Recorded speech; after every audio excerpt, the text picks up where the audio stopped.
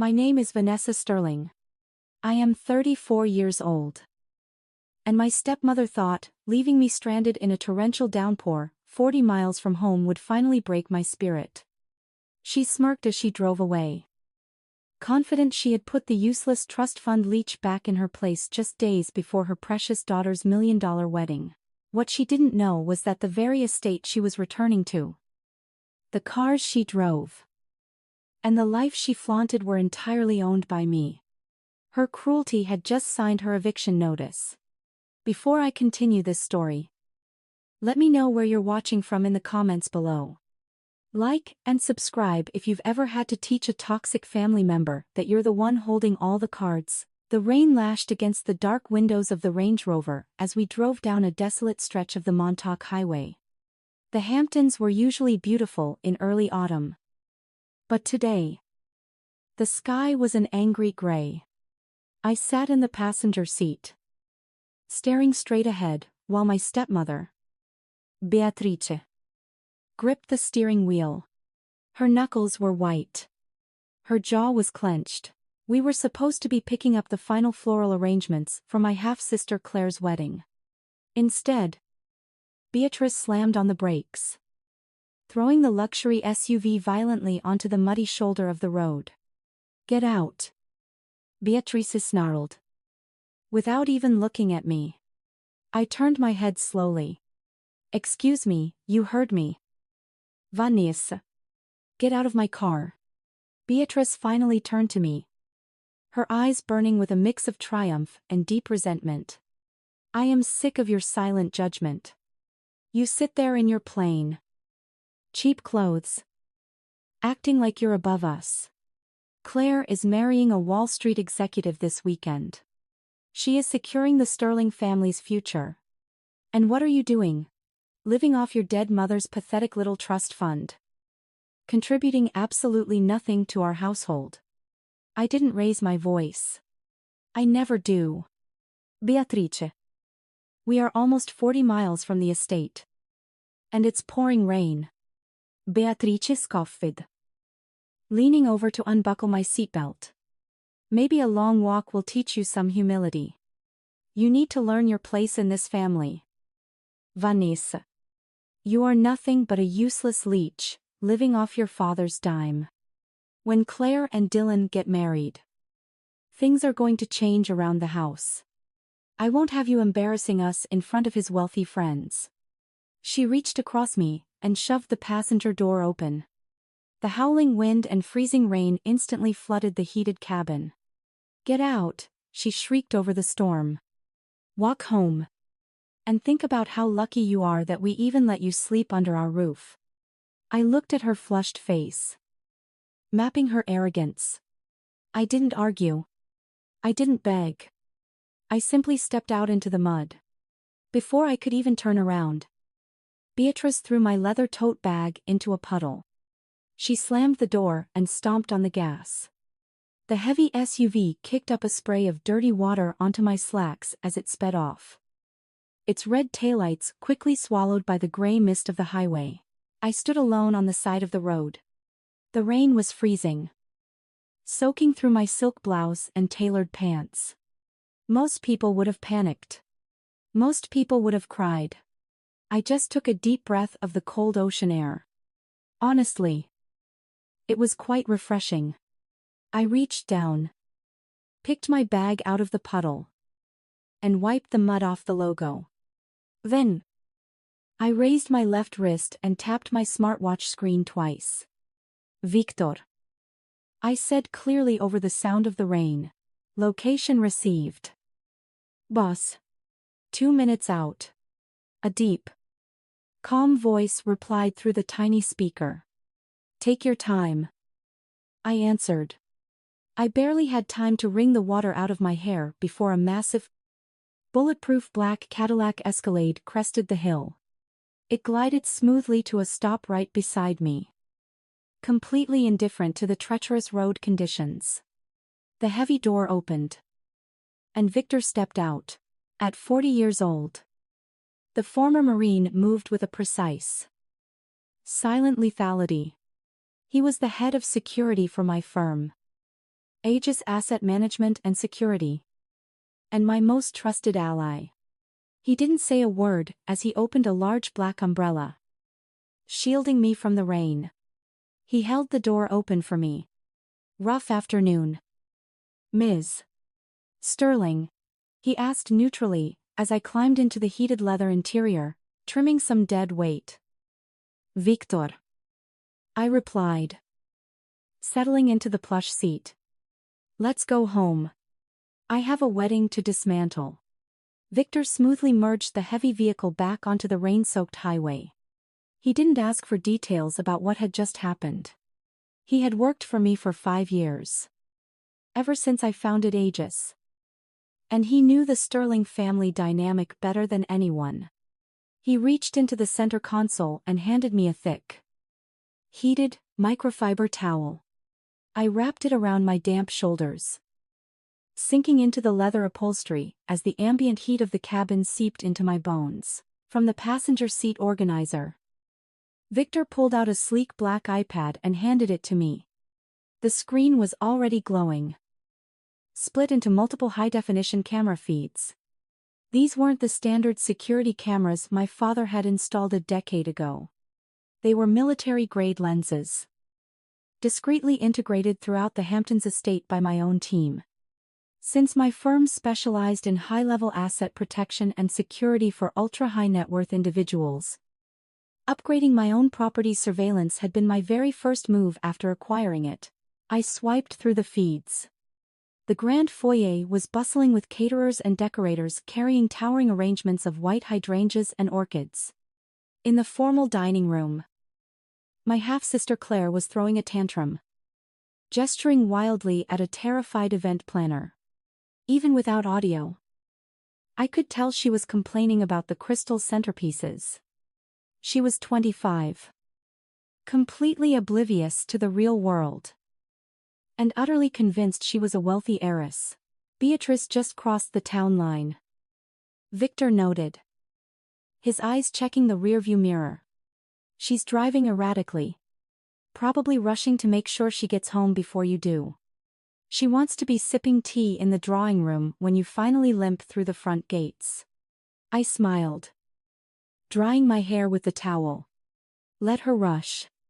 She's burning gas paid for by my corporate account.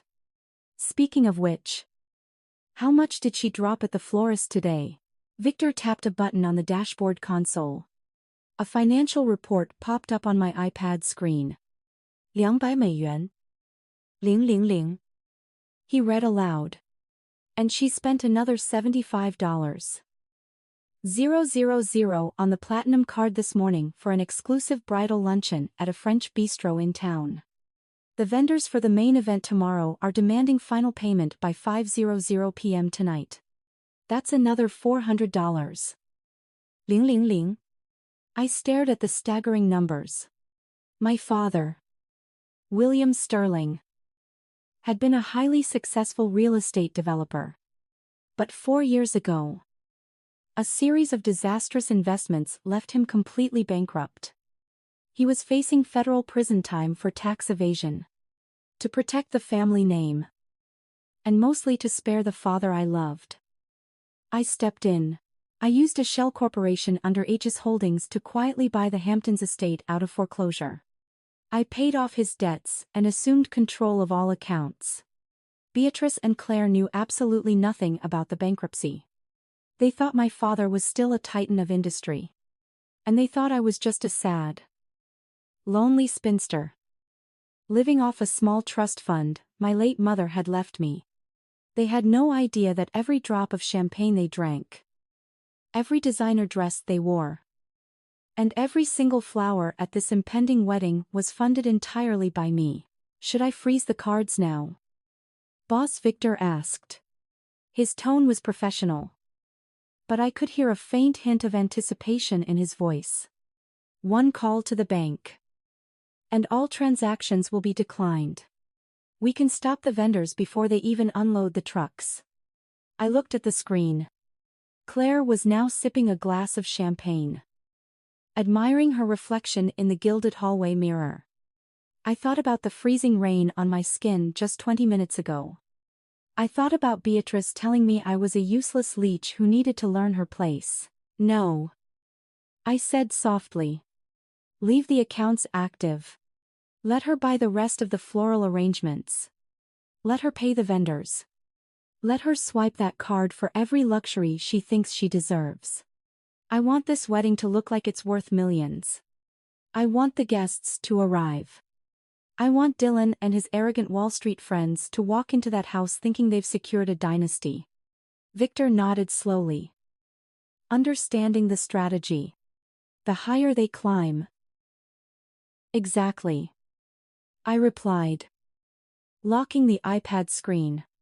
The harder the fall. Drive festa. Victor. I want to be sitting in the center of the main drawing room before she even pulls into the driveway. I want to watch the exact moment her illusion of power shatters against my reality. The heavy iron gates of the estate swung open as the Escalade approached. I looked through the rain-streaked window at the $50 million property. The lawns were being trampled by workers trying to secure a white event tent against the coastal winds. This was the Sterling family legacy. A fortress of old money architecture my father had almost lost to the bank. Now, secretly anchored by my corporate portfolio, Victor bypassed the chaotic main entrance, steering toward the side entrance reserved for family. The moment the tires stopped, he popped his umbrella, escorting me through the heavy oak doors. The interior was a hive of frantic energy. Event coordinators shouted into their headsets, and waiters rushed by carrying silver trays. Not a single one of them paid attention to the woman dripping rainwater onto the marble floor.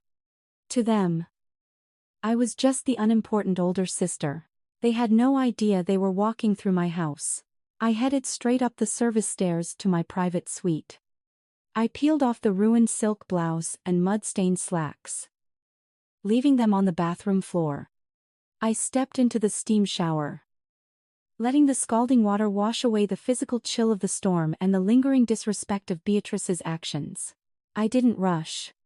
I had planned this timeline perfectly. 20 minutes later, I stepped out of my dressing room, wearing an impeccable Loro Piana cashmere set. It was a soft, neutral cream color.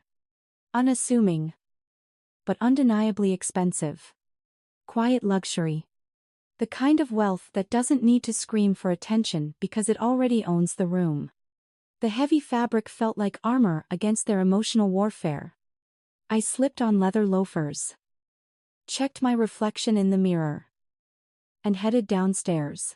The main drawing room was a cavernous space designed for intimidation. Beatrice loved this room.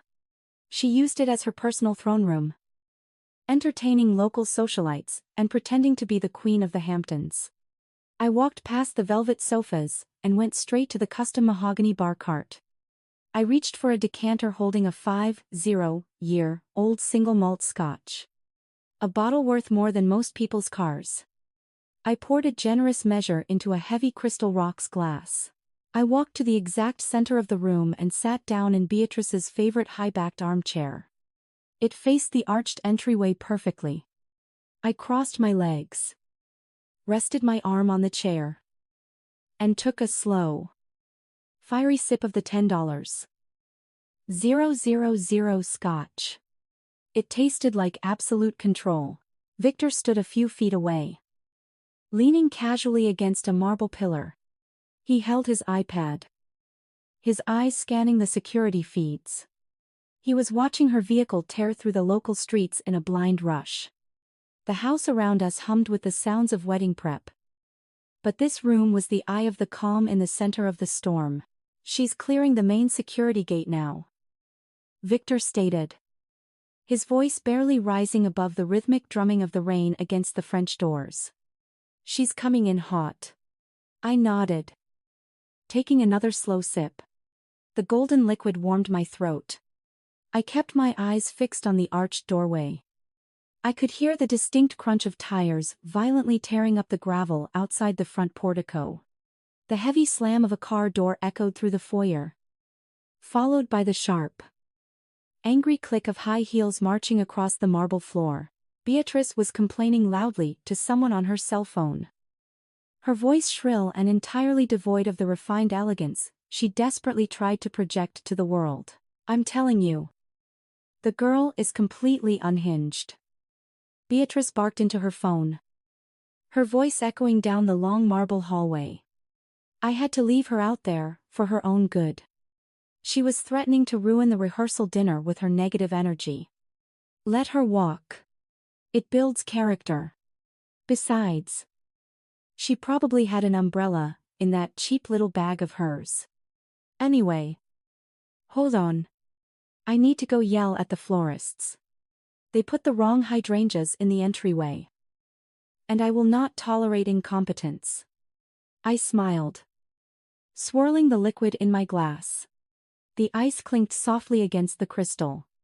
I didn't move a muscle. I just sat there in the warmth of my own home. Dressed impeccably.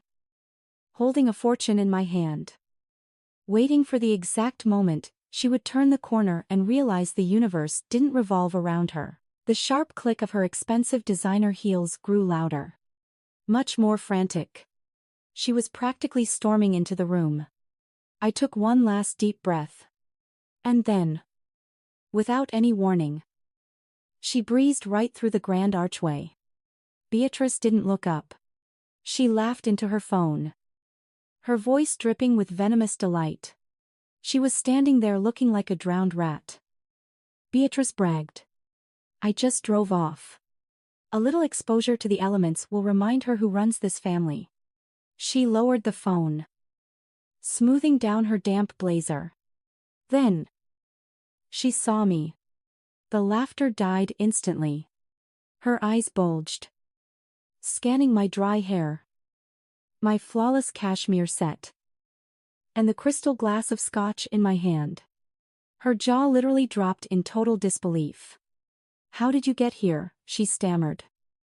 Her phone slipping from her grip. I took a sip of my drink, letting the silence stretch. I didn't move. I just looked at her. Her own hair was frizzy, and the hem of her designer pants was heavily splattered with mud. I got a ride, I said, my voice deadpan.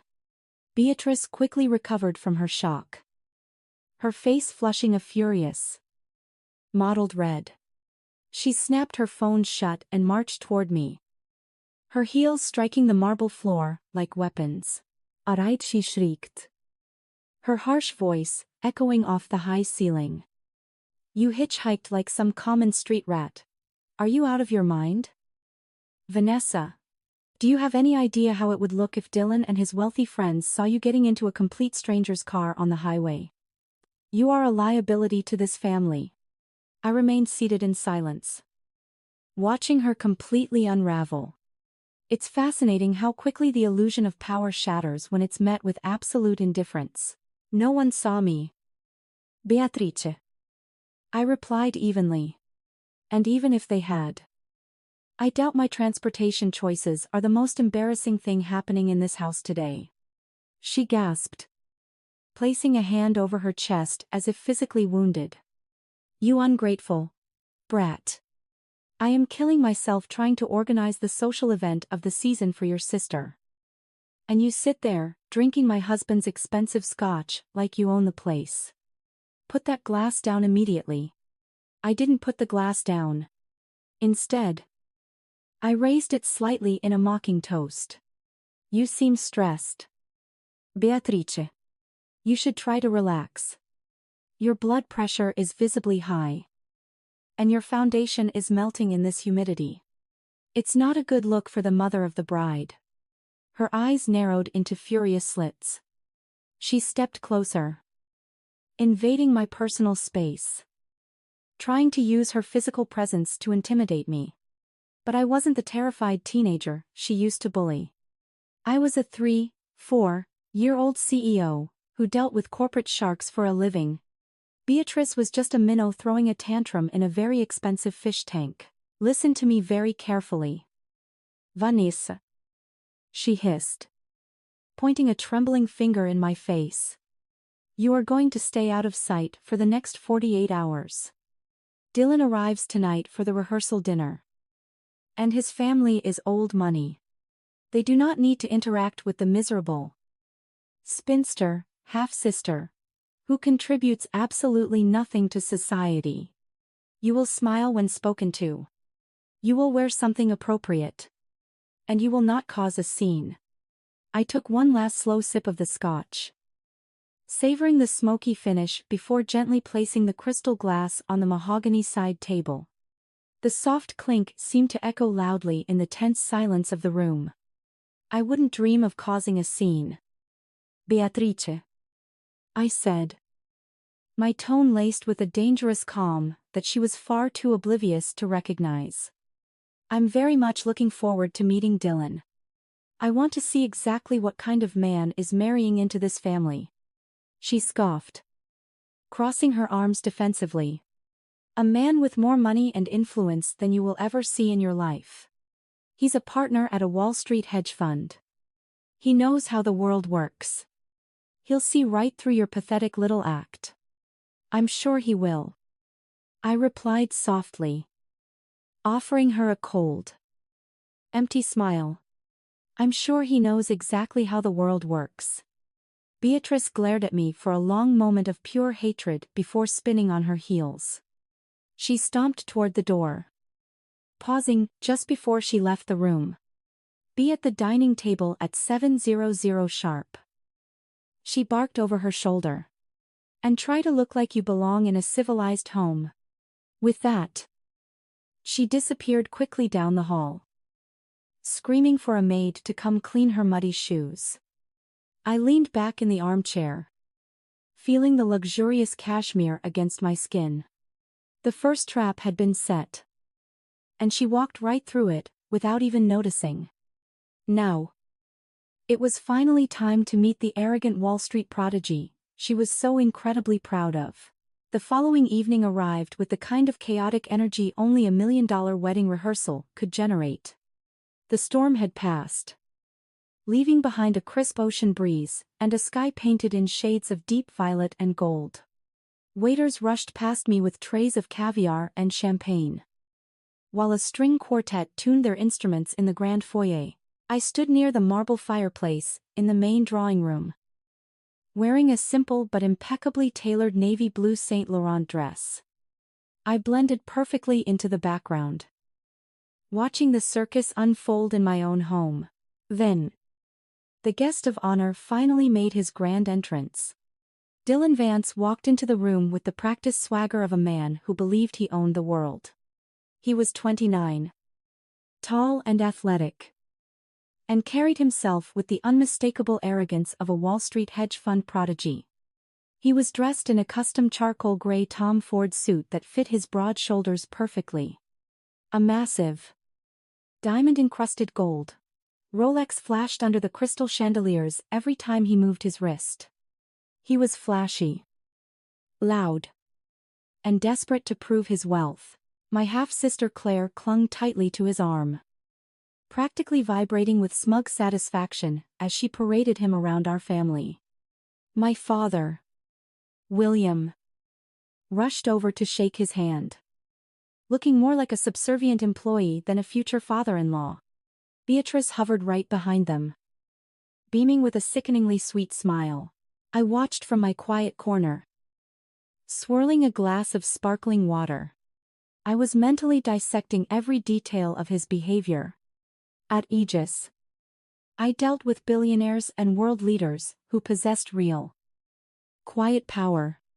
Dylan was not one of them. He was a shark in a tailored suit. But he was swimming in a tank he didn't understand. It didn't take long for Claire to spot me.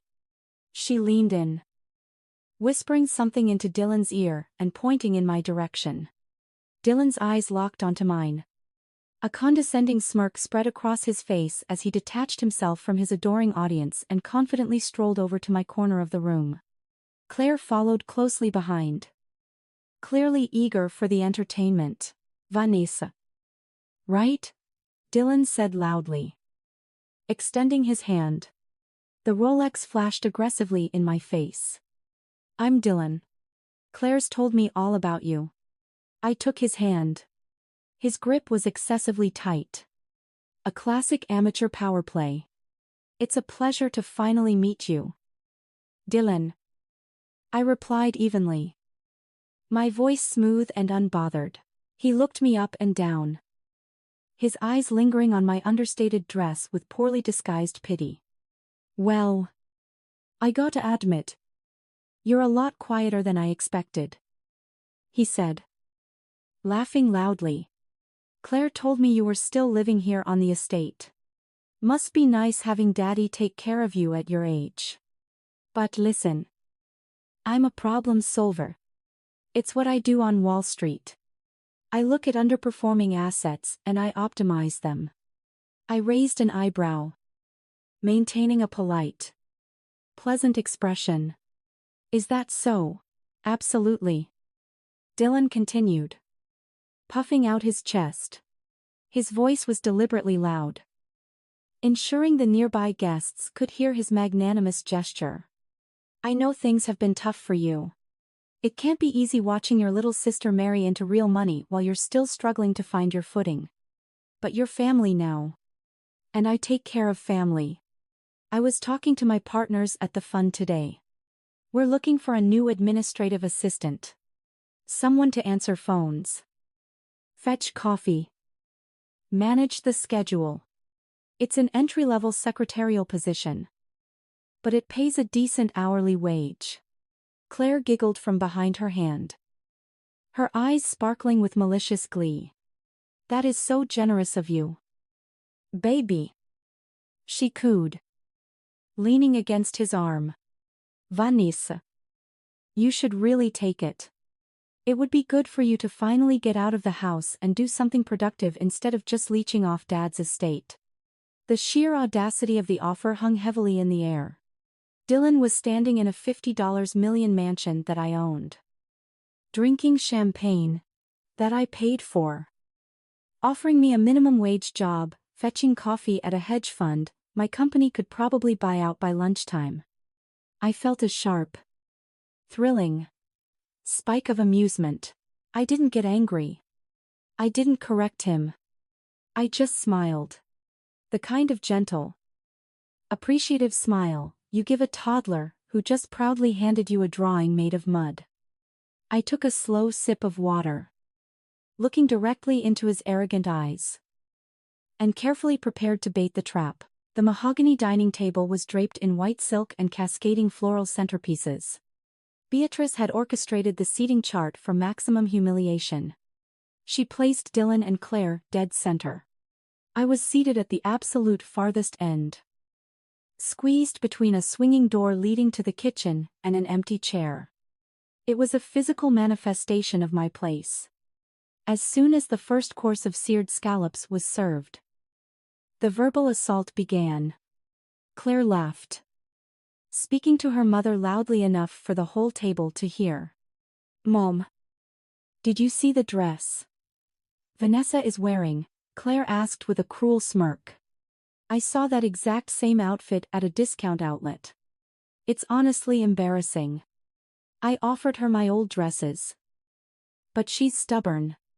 Beatrice sighed dramatically, picking up her crystal wine glass.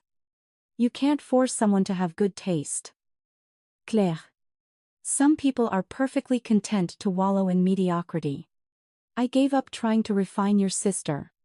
She prefers living in the shadows of our success." I kept my posture perfectly straight, cutting a small piece of my scallop. I glanced at my father, William. He was staring blankly at his plate, terrified of contradicting his wife. He was the patriarch of a dying empire, while I silently paid for the food he was chewing. Dylan decided it was his turn to command the room. He picked up a silver spoon and tapped it against his champagne flute. The sharp ringing silenced the conversation. He stood up, buttoning his tailored suit, his heavy gold Rolex reflecting the chandelier light. "I want to propose a toast," Dylan announced, his voice booming with practiced theatricality. "To my beautiful bride, Claire, and to the Sterling family, for welcoming me into their inner circle. Coming from Wall Street, I'm used to analyzing investments. I look for high-value assets, growth potential, and solid foundations. When I met Claire, I knew immediately she was the ultimate blue-chip stock. Polite laughter rippled across the table. Dylan smiled, turning his gaze directly to my end of the table, and to Vanessa. He continued, his tone dripping with patronizing sympathy. I know it must be tough sitting alone tonight, while Claire is stepping into a life of global travel and elite circles. You're still here, trying to find yourself. But don't lose hope. Every pot has its lid. You'll find a nice guy eventually. Someone who appreciates a quiet, simple life. Until then, you'll always have a seat at our table, even if it's at the very end. Laughter followed, this time sharper. Beatrice looked incredibly smug. Claire beamed at her fiancé. I placed my fork on my bone china plate. I picked up my water glass with my left hand, subtly tapping the side of my smartwatch with my thumb. A tiny red light blinked once. Aegis's secure recording software was now active, capturing high-definition audio of the entire dining room. That is a lovely toast, Dylan, I said, raising my voice, just enough to be heard down the length of the table. My tone was light, pleasant, and completely devoid of the anger they were desperately trying to provoke. You clearly have a strategic mind. I'm curious, though, with all your success in finance, what exactly made you decide to marry into our family so quickly? Dylan took the bait without a moment of hesitation. He puffed out his chest, taking a large gulp of his champagne. He felt invincible, surrounded by his friends and eager to brag about his latest conquest. It's all about synergy, Vanessa, Dylan boasted loudly, leaning forward and resting his hands on the table. Love is great, but marriage is an acquisition. I looked at the Sterling family's real estate portfolio and saw massive untapped potential. Your dad has incredible properties like this one, but the management is outdated. Once Claire and I tie the knot, I plan to step in and optimize the family assets. We're going to liquidate the dead weight, restructure the holdings, and multiply the net worth. I'm not just marrying a beautiful woman, I'm securing a financial dynasty. He had just proudly admitted to a room full of witnesses that his entire marriage was a calculated financial maneuver to seize my father's assets. He thought he was declaring his genius. He had absolutely no idea that the assets he planned to seize actually belonged to me. I smiled warmly at him, my smartwatch streaming his confession directly to my secure cloud server. That is incredibly ambitious of you, Dylan, I replied smoothly, taking a sip of water. I can't wait to see how you plan to liquidate the dead weight. Enjoy your meal, Dylan. The rest of the dinner passed with Dylan loudly detailing his supposed financial conquests. I ate in silence, enjoying the irony of his fabricated wealth. When the waiters began clearing the dishes to serve coffee and tiered fondant cakes, Beatrice tapped her spoon against her crystal glass. She stood at the head of the table, smoothing her silk dress, her eyes locking onto me with predatory anticipation. Now that we've toasted the happy couple, there is one small logistical matter we need to handle tonight, Beatrice announced. She clasped her hands together in faux concern. Dylan's groomsmen are flying in tomorrow morning. They are top-tier executives at his firm, and we want to ensure they experience the full hospitality of the Sterling estate. Dylan nodded approvingly, leaning back in his chair and swirling his glass. They appreciate luxury, Beatrice. These are guys who manage billions. We can't have them crashing at some local roadside inn. Exactly, Beatrice agreed. offering him a saccharine smile before turning her cold gaze back to me. Which is why, Vanessa, you need to move your things out of the East Wing bedroom tonight. You'll be relocating to the pool guest house for the rest of the weekend. The groomsmen need the space. The table went dead silent. The pool guest house hadn't been renovated in over a decade. The heating system was completely broken. The roof leaked during heavy rain. And the walls smelled faintly of mildew. It was essentially an abandoned storage shed with a rusty bed frame. Sending me out there in the crisp autumn weather was a calculated insult. Designed to break me in front of Dylan, Claire let out a high-pitched giggle, covering her mouth to feign politeness. It's a little rustic, Vanessa. But you always liked nature. Just think of it as glamping.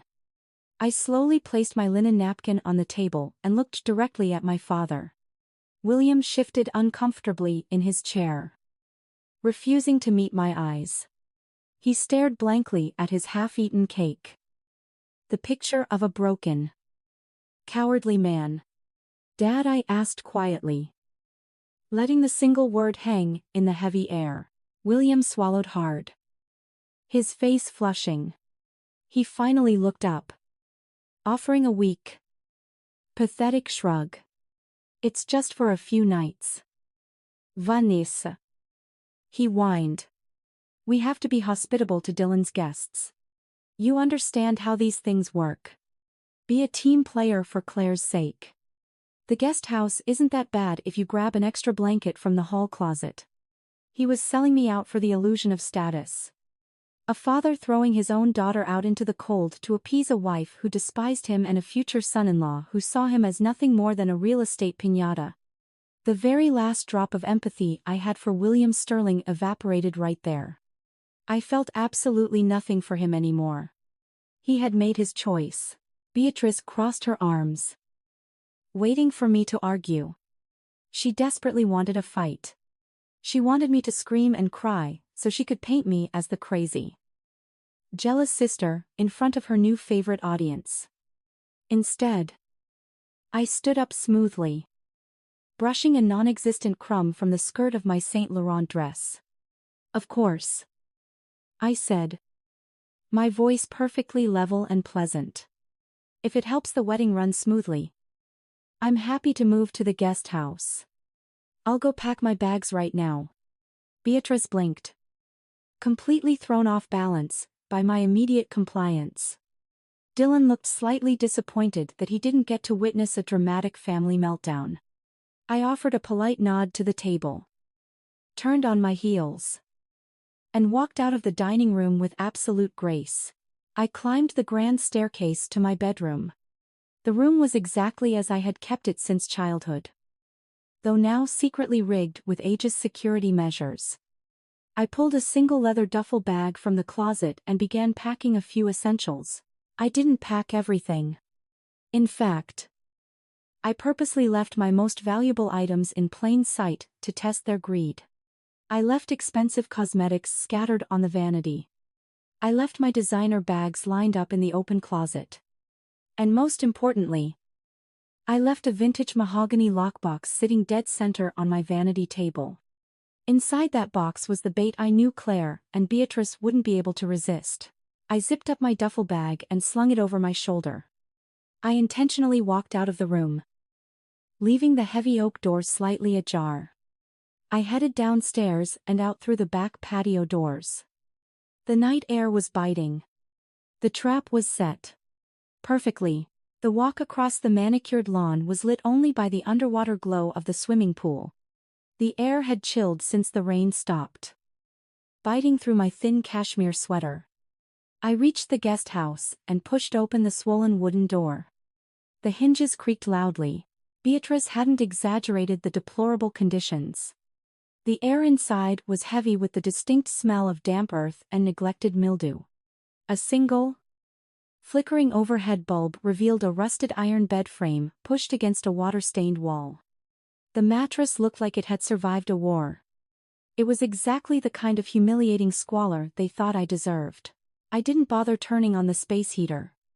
I simply set my leather bag on the room's only wooden chair and unzipped the front compartment. I pulled out my sleek titanium Aegis laptop. I sat on the edge of the horrific mattress, the rusty springs protesting loudly under my weight, and flipped open the screen. The biometric scanner recognized my fingerprint instantly. Bypassing the military-grade encryption and loading my custom dashboard. Within seconds, a secure message popped up in the corner of the screen. It was from Victor. He was stationed in the mobile command center, discreetly parked on the edge of the property. The message read, "All feeds are live. Target room is currently clear." I typed a quick acknowledgement and expanded the video feed for the East Wing bedroom. The 4K resolution was so crisp I could see the individual fibers of the Persian rug. I adjusted the screen brightness, casting a cold blue glow across my face in the dark. Unheated room. I waited. I knew their psychology too well. Beatrice and Claire were driven by an insatiable greed.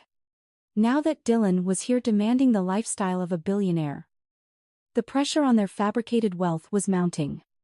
They needed liquid cash. And they needed it fast.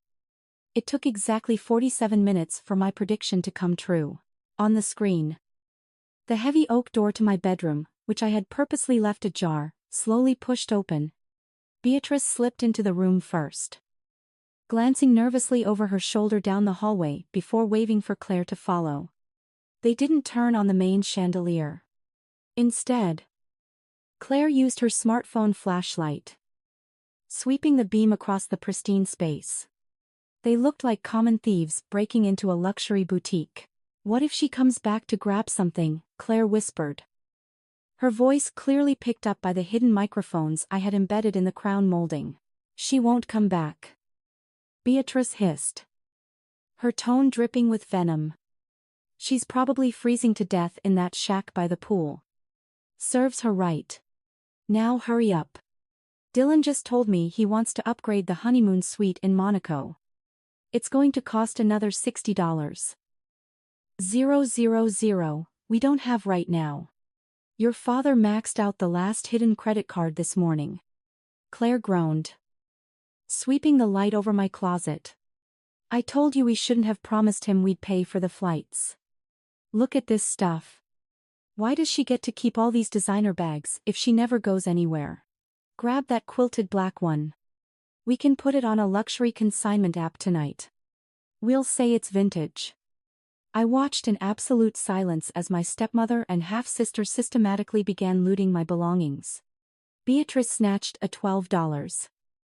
000 Birkin bag from the top shelf, ruthlessly checking the inside for hidden cash before tossing it onto the bed. Claire moved to the vanity, her greedy hands rummaging through my expensive skin creams and unopened perfumes. They were so blinded by their own sense of entitlement that they felt entirely justified stealing from the woman they had just banished into the cold. They whispered excitedly, calculating the resale value of my property to fund their pathetic lies. "Look at this," Beatrice muttered, snatching up a silk scarf. "She doesn't deserve any of this. She's just a selfish spinster hoarding wealth, while her family struggles to maintain our reputation. We are just taking what is rightfully ours." I leaned back on the terrible, rusty bit, a cold smile touching my lips. They were weaving their own noose, unaware that every word, every theft, and every admission of financial ruin was being recorded in crystal-clear high definition. Then, Claire shined her flashlight onto the center of the vanity. The beam hit the polished mahogany lockbox I had deliberately left behind. Claire's breath hitched audibly through the microphone. "Mom," she whispered, her voice trembling with sudden excitement. "Look at this." The trap was about to snap shut. Claire stepped closer to the vanity, keeping the flashlight fixed on the vintage mahogany box.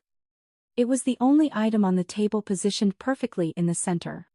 She reached out, running her manicured fingers over the polished wood and the brass keyhole. "Mom," Look at this.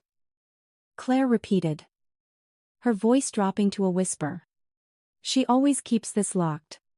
I bet she's hiding the good jewelry in here. Beatrice hurried over, dropping the stolen designer bag onto the bed. She leaned in, her eyes shining with anticipation. Well, open it. If she's hoarding cash or vintage pieces. It belongs to the family anyway. We're the ones carrying the financial burden of this expensive wedding. It's locked, Claire complained, pulling aggressively at the brass clasp. Beatrice scoffed in irritation. Don't be useless, Claire. Break it open. I watched through the high-definition feed as Claire picked up a heavy, solid brass paperweight from my adjacent desk. She showed no hesitation, no guilt. She smashed the heavy object hard against the lock. The sharp crack echoed loudly through the microphone. The brass clasp shattered and gave way. Claire eagerly popped open the wooden lid. The flashlight beam illuminated the inside. And both women gasped loudly simultaneously. Resting on a bed of dark velvet was my late mother's most valuable possession. It was a flawless canary yellow diamond necklace, set in heavy platinum and surrounded by a magnificent halo of smaller white diamonds. It was a breathtaking piece of high jewelry, formerly appraised at over $15 million. It was not part of the Sterling family estate. It was a private heirloom from my mother's bloodline, legally and undeniably mine. Oh my God, Claire breathed, reaching into the box and lifting the heavy necklace. The yellow diamond caught the harsh light of her phone, fracturing it into a blinding display of immense wealth. Mom, this is incredible. This is worth an absolute fortune. Why hasn't she ever worn this? Because she has nowhere to go and no one to impress. Beatrice sneered, her hungry eyes locked onto the gem. She reached out and touched the flawless center stone. Your father told me about this specific piece years ago. It belonged to her mother.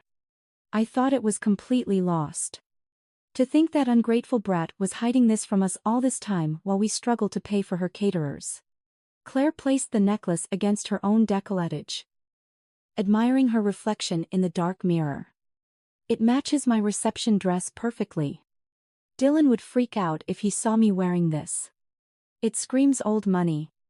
Beatrice smiled a cold, calculated expression of supreme entitlement.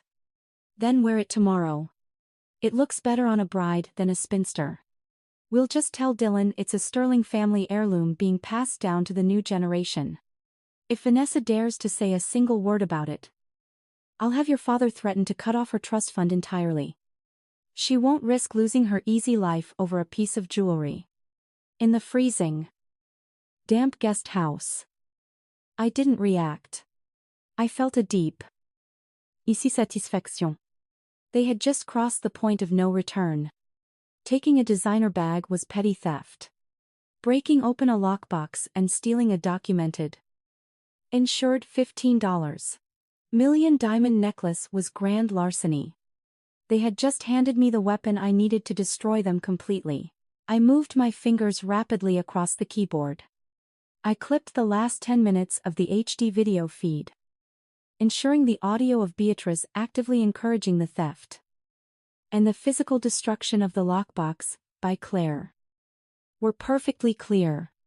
I clicked export, and watched the progress bar fill as the file was securely encrypted and sent directly to Aegis Asset Management and Securities Cloud servers. A green confirmation icon popped up on my glowing screen. The file was completely secure.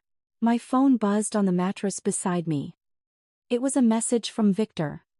Got it all, boss. Grand larceny. Breaking and entering. Destruction of private property. Shall I call the local precinct right now? I typed my reply quickly.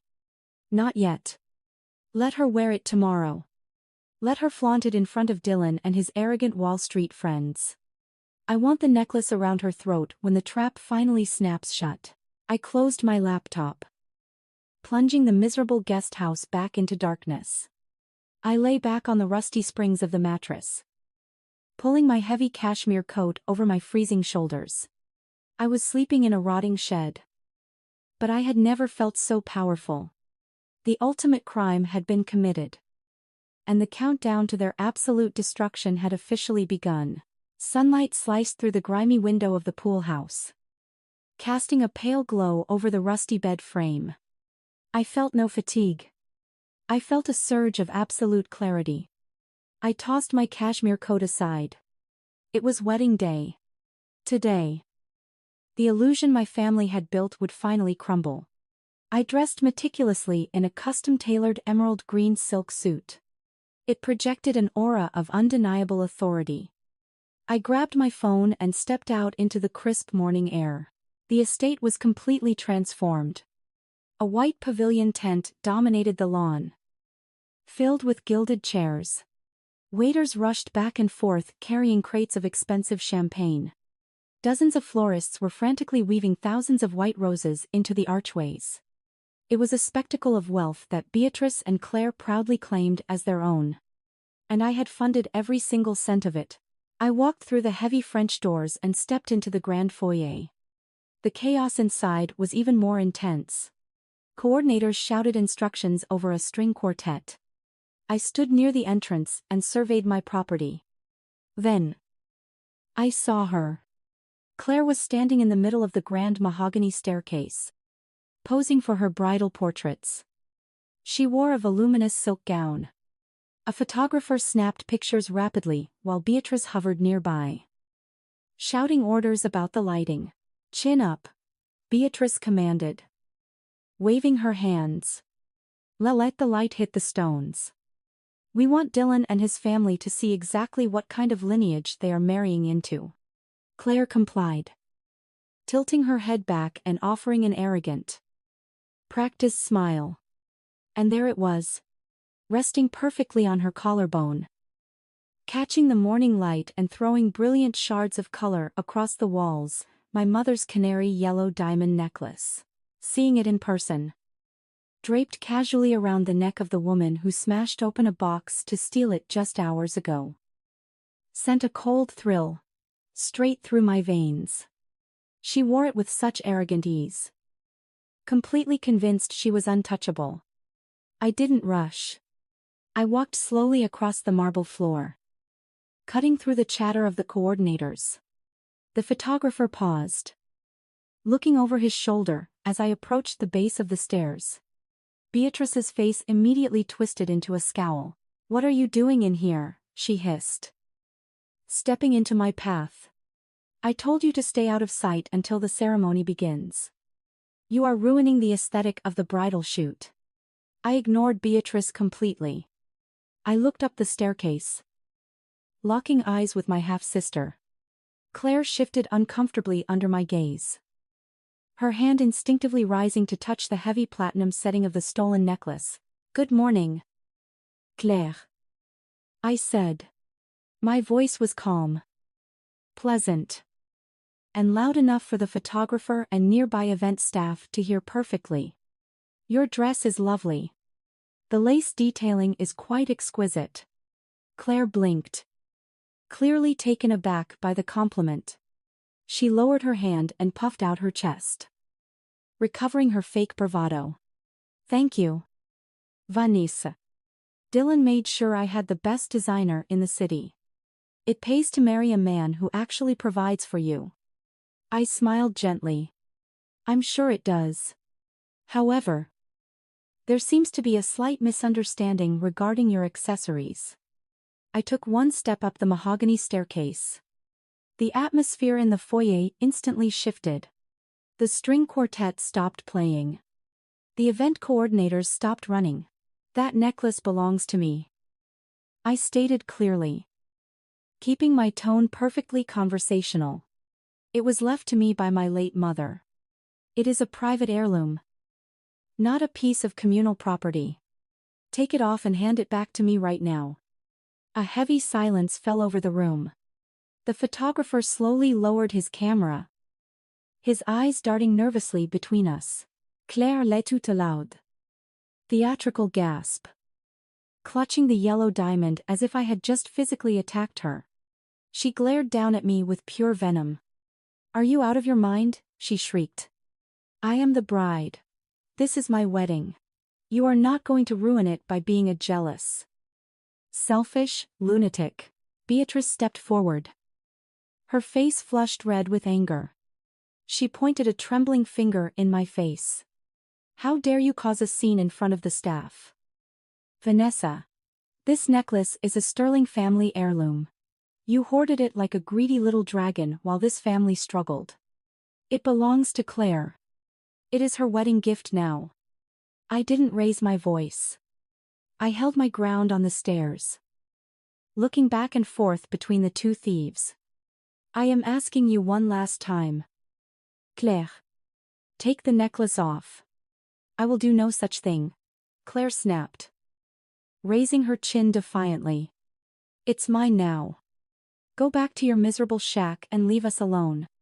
The sheer audacity of her refusal hung heavily in the grand foyer. Before I could formulate a response, Beatrice lunged forward. She positioned herself between her daughter and me like a rabid dog guarding a stolen bone. Her face was twisted with a vicious, uncontrolled fury that made the nearby event staff physically recoil. "You are a monster," Beatrice screamed, her voice cracking under the weight of her fabricated outrage. "You are intentionally trying to ruin your sister's special day, because you are a bitter, jealous woman who can't stand to see anyone else happy.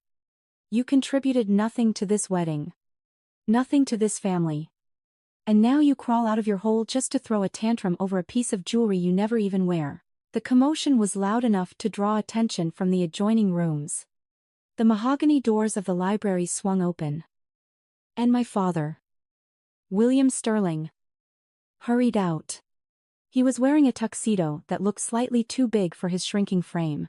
He took one look at the standoff on the staircase, the horrified photographer, and Beatrice's red face. An immediate panic washed over him. He didn't ask what happened. He didn't look at the multi-million-dollar diamond necklace on his stepdaughter's chest. He just saw a threat to the fragile reality he was desperately trying to maintain. "Vanessa.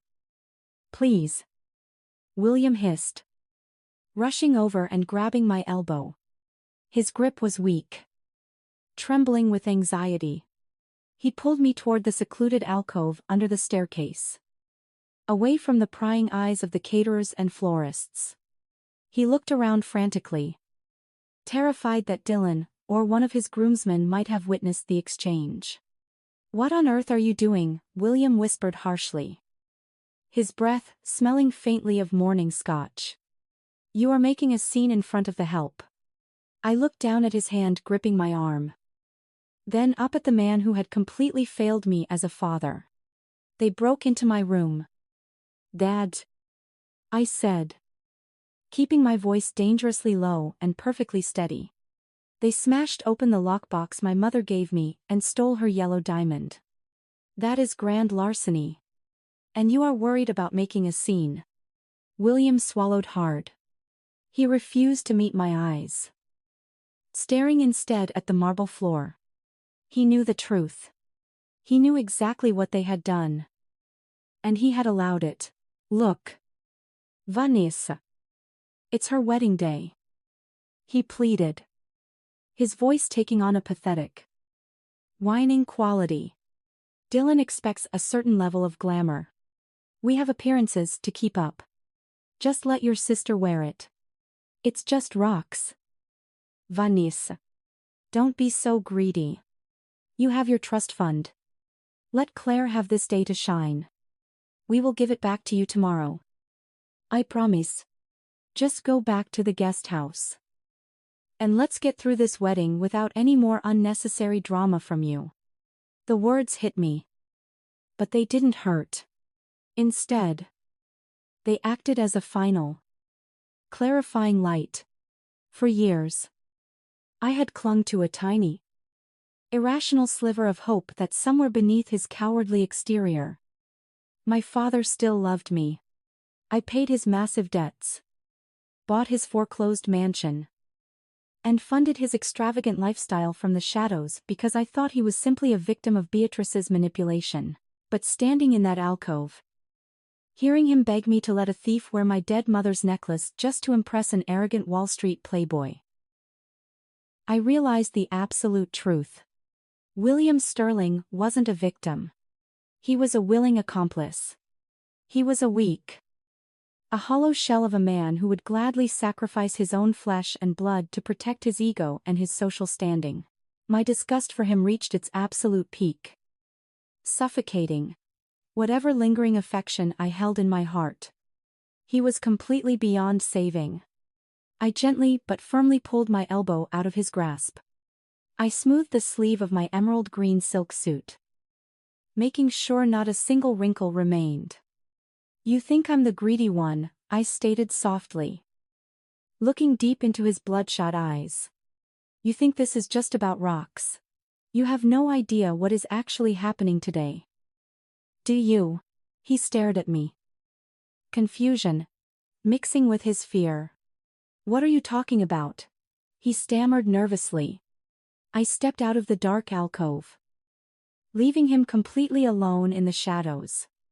I walked back to the main staircase, where Beatrice and Claire were waiting, convinced they had won another battle. They smirked at me with pure, unadulterated arrogance. I just smiled back. "Keep the necklace on, Claire," I said clearly. "I want Dylan to see it. Enjoy tomorrow." As if summoned by the mention of his name, the heavy oak doors of the grand foyer swung open. Dylan walked in, flanked by 3 of his groomsmen. They wore tailored suits, laughing loudly, and carrying the distinct scent of expensive cologne and misplaced confidence.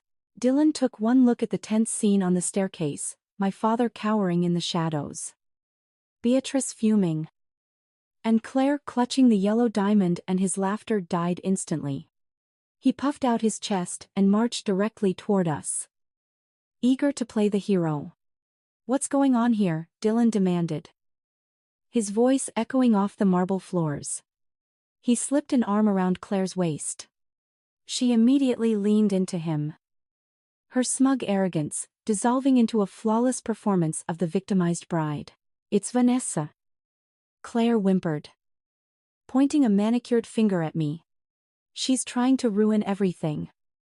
"Dylan, my parents gave me this beautiful necklace as a wedding gift. And now she's throwing a jealous fit.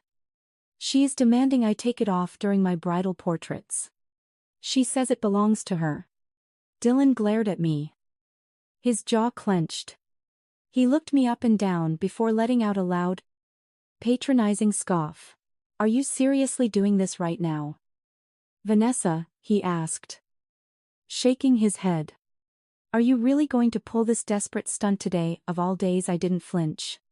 I just looked at the yellow diamond resting on Claire's skin, then back up to his eyes. "It's not a stunt, Dylan," I replied calmly. "That necklace is my private property. It was taken from a locked box. I am simply asking for it back, before I am forced to escalate the situation." Dylan let out a sharp, mocking laugh, turning to look at his smirking groomsmen. "Escalate the situation," he repeated. "You're going to escalate this. Listen to me very carefully, because I'm only going to explain how the real world works to you once. I work in high finance. I deal with asset allocation and estate law every single day. You do not have the resources, the intellect, or the legal standing to threaten us."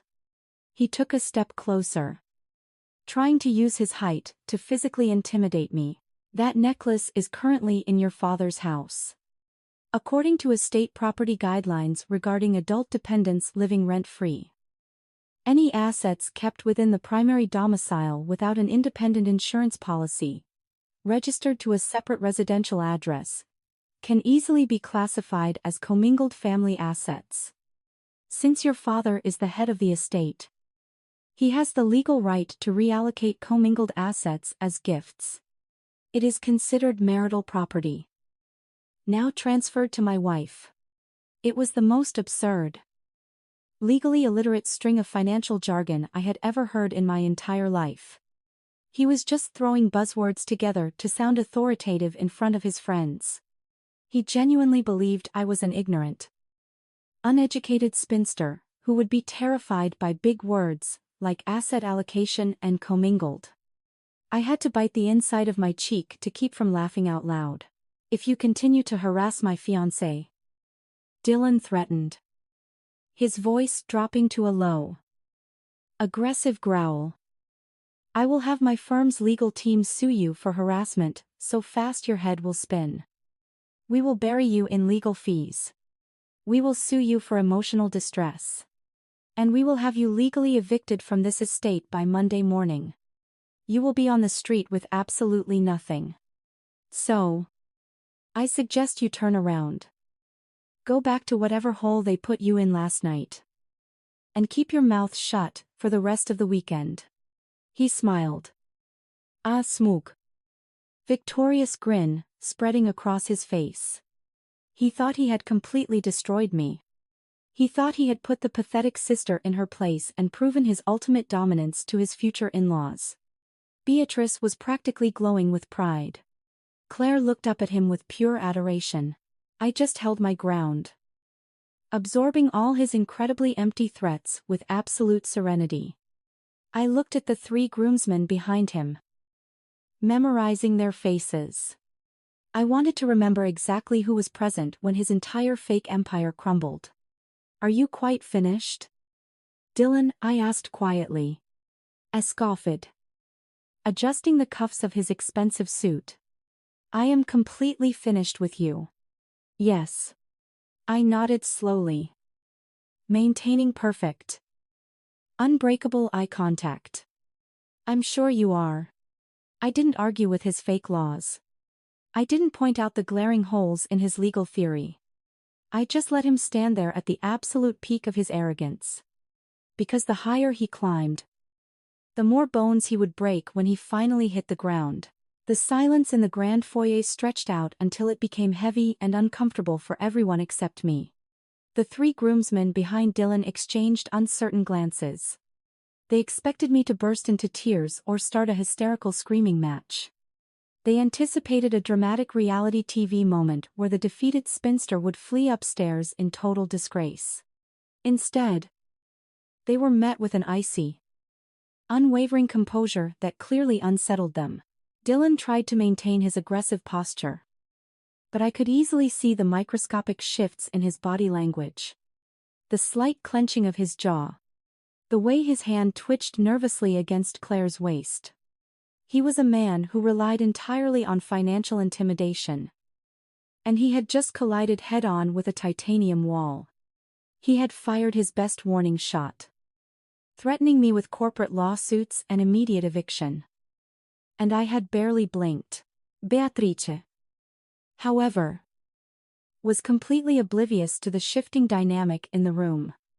She stepped out from behind her future son-in-law, her chest puffed out with fabricated triumph and arrogance. "You heard him, Vanessa." Beatrice sneered loudly, pointing an accusing finger toward the back hallway that led to the kitchen. "Go back to the pool house right now. Do not show your face around here again until the ceremony begins. And only if you can manage to look halfway presentable. We have incredibly important guests arriving shortly. And I am absolutely not going to let your toxic jealousy ruin this family any further." I shifted my gaze from Dylan back to my stepmother. It was almost sad how little she understood the world she was desperately trying to rule. She thought she was the undisputed queen of the chessboard, completely unaware that the board itself belonged entirely to me. I slipped a manicured hand into the pocket of my emerald green silk suit. The movement was slow, deliberate, and entirely devoid of fear. Dylan instantly tensed his shoulders, as if he expected me to pull out a weapon. In a way, I was. I pulled out my sleek smartphone. The bright screen illuminated my face with a cold, faint glow in the dim foyer. Claire laughed nervously, clutching the stolen yellow diamond against her bare collarbone. "What are you doing, calling your imaginary lawyers? Please tell me you aren't actually going to try and fight Dylan on this. You're just going to embarrass yourself in front of all these people." I didn't bother answering her. I kept my eyes locked directly on Dylan as my thumb moved rapidly across the digital keyboard. I opened my highly encrypted messaging thread with Victor. I didn't need to type a long, detailed explanation. He already knew exactly what was happening inside the house because he was monitoring the security camera feeds the entire time. I simply typed 3 words. Initiate protocol. Bring paperwork. I hit send. A fraction of a second later, a tiny green checkmark appeared next to the message. The gears were officially in motion. The trap had been sprung. And there was absolutely nothing any of them could do to stop it now. The local Hamptons Police Department. The immediate eviction notices. The undeniable foreclosure documents. All of them were converging on this exact location. I slid the phone smoothly back into my pocket. The room watched me with bated breath, waiting for the massive explosion. But I had no intention of exploding. I took a slow, calculated step backward, creating physical distance between myself and their deep-rooted toxicity. I looked at Claire one last time. She was wearing a custom silk wedding dress and standing in a multi-million-dollar foyer. Yet, she looked incredibly small and desperately insecure. The canary yellow diamond rested heavy on her chest, a glaring symbol of her impending doom. "You can keep the necklace, Claire," I said, my voice slicing through the silent foyer like a freshly sharpened blade. "In fact, I insist you wear it. It really does catch the morning light beautifully." Claire frowned, clearly confused by the sudden shift in my tone. A secundago. I was demanding she take it off. And now I was giving her permission to wear it. Her small mind struggled to process the psychological strategy. "You're letting me keep it?" she asked. Her voice tinged with deep suspicion. "For now," I replied, offering her a cold, terrifying smile that didn't reach my eyes. "Enjoy the necklace, Claire. Enjoy the dress. Enjoy the house. You have exactly 1 hour to play make-believe. I strongly suggest you make the most of it." I didn't wait for her response. I didn't give Dylan the opportunity to offer another pathetic legal threat or allow Beatrice to scream another meaningless insult. I simply turned my back on them and walked purposefully toward the East Wing corridor. Behind me, I could hear Dylan scoff loudly, desperately trying to recover his shaken authority in front of his friends. "She's bluffing," he announced to the room, though his voice lacked its previous thunder. "Let's get back to the photos." I kept walking, my heels clicking rhythmically on the marble floor. They could call my bluff all they wanted. The hammer was about to fall and crush them flat. I navigated the maze of caterers and florists, stepping into the sun-drenched conservatory attached to the East Wing. The room had been transformed into a VIP lounge for Dylan's groomsmen and his most elitist Wall Street colleagues before the ceremony. Leather armchairs were arranged in neat clusters, and a temporary mahogany bar had been set up in the corner.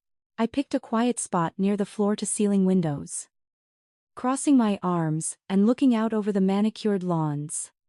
The white event tent fluttered slightly in the morning breeze. Everything looked absolutely perfect from the outside. A flawless illusion built on a foundation of massive, undocumented debt. In less than an hour, Victor would arrive with the local police and the eviction notices. All I had to do was wait. But Beatrice could never just leave things alone. Her ego, inflated by Dylan's theatrical defense in the foyer, demanded total submission. She needed to prove to everyone, and perhaps to herself, that she was the undisputed lady of the house. The double doors to the conservatory swung open, and Beatrice marched in, Her face was tight, her eyes scanning the room as she barked orders at a frantic event coordinator trailing behind her. The VIP lounge was already filling up with Dylan's friends, men wearing expensive watches and talking loudly about market trends and offshore accounts. They expected immediate service.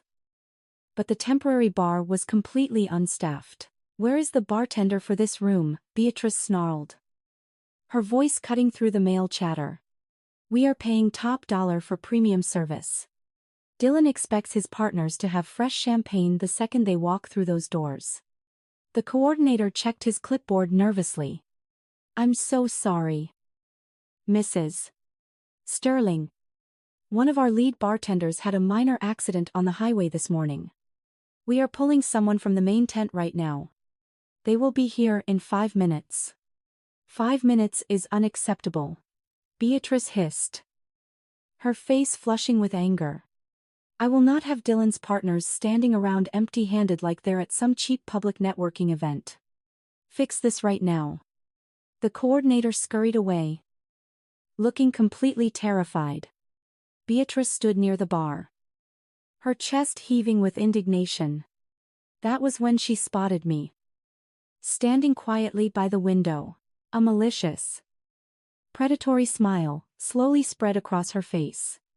She saw an opportunity not only to solve her catering problem, but to publicly humiliate me in front of the exact demographic she idolized. She walked over to the mahogany bar, picked up a heavy silver serving tray, and quickly began filling it with crystal flutes of vintage champagne. She loaded the tray until it was precariously full, the expensive liquid threatening to spill over the rims. Then she turned and marched directly toward me. Dylan and his 3 groomsmen had just entered the conservatory, laughing loudly at some inside joke. Beatrice timed her approach perfectly, ensuring she had their full, undivided attention.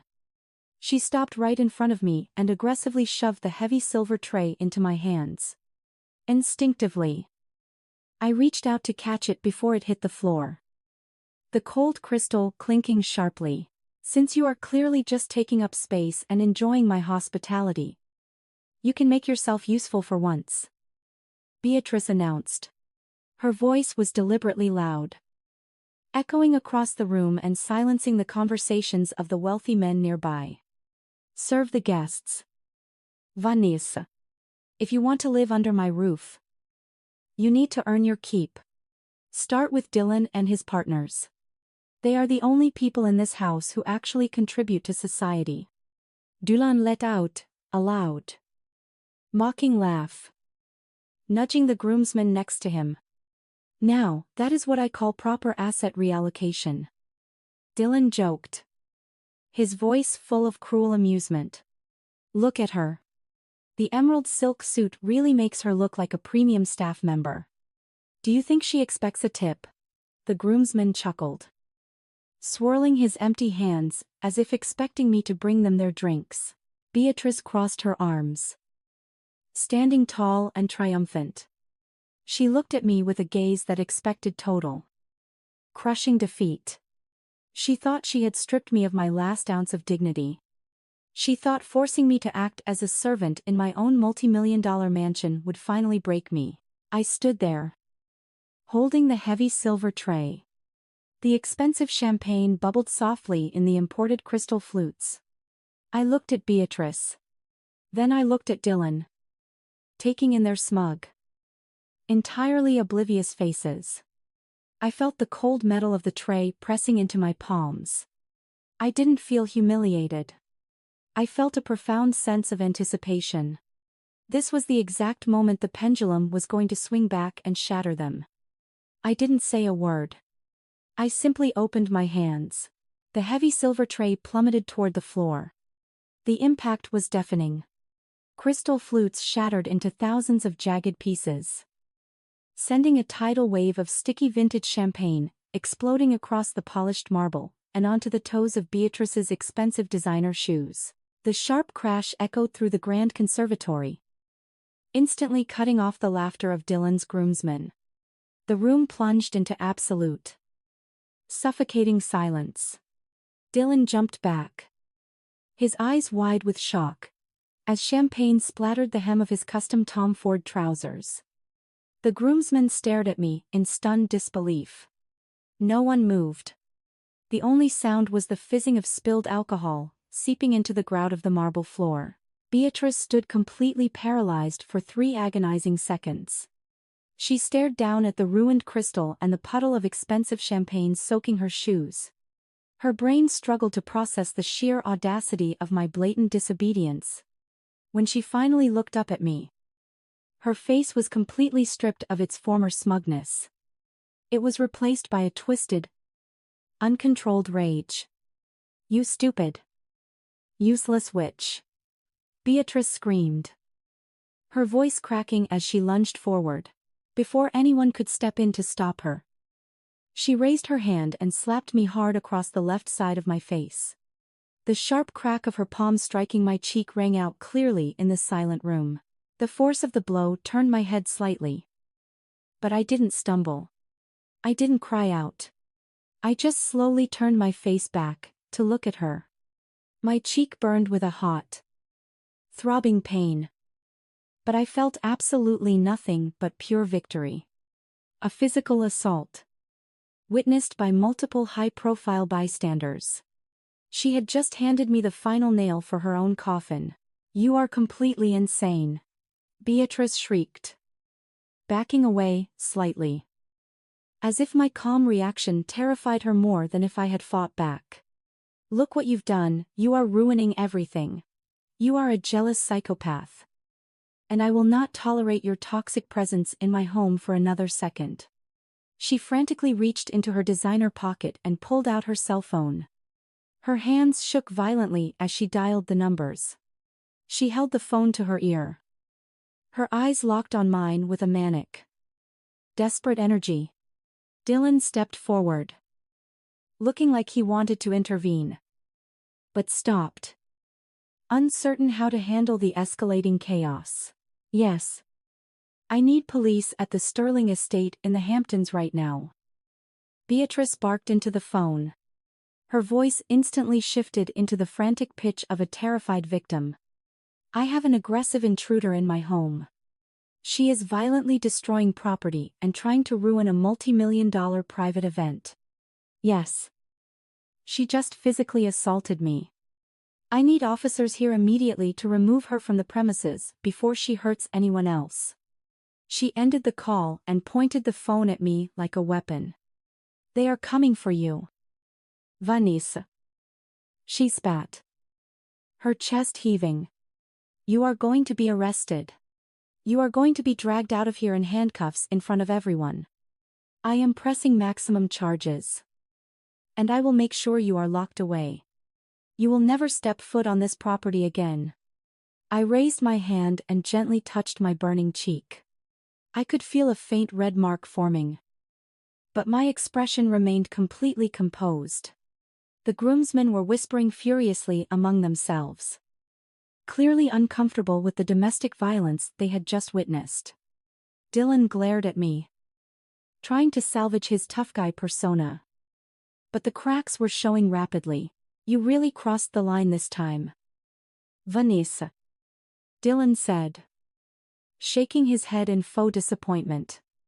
"You can't just act like a lunatic because you're jealous. The cops are going to deal with you now.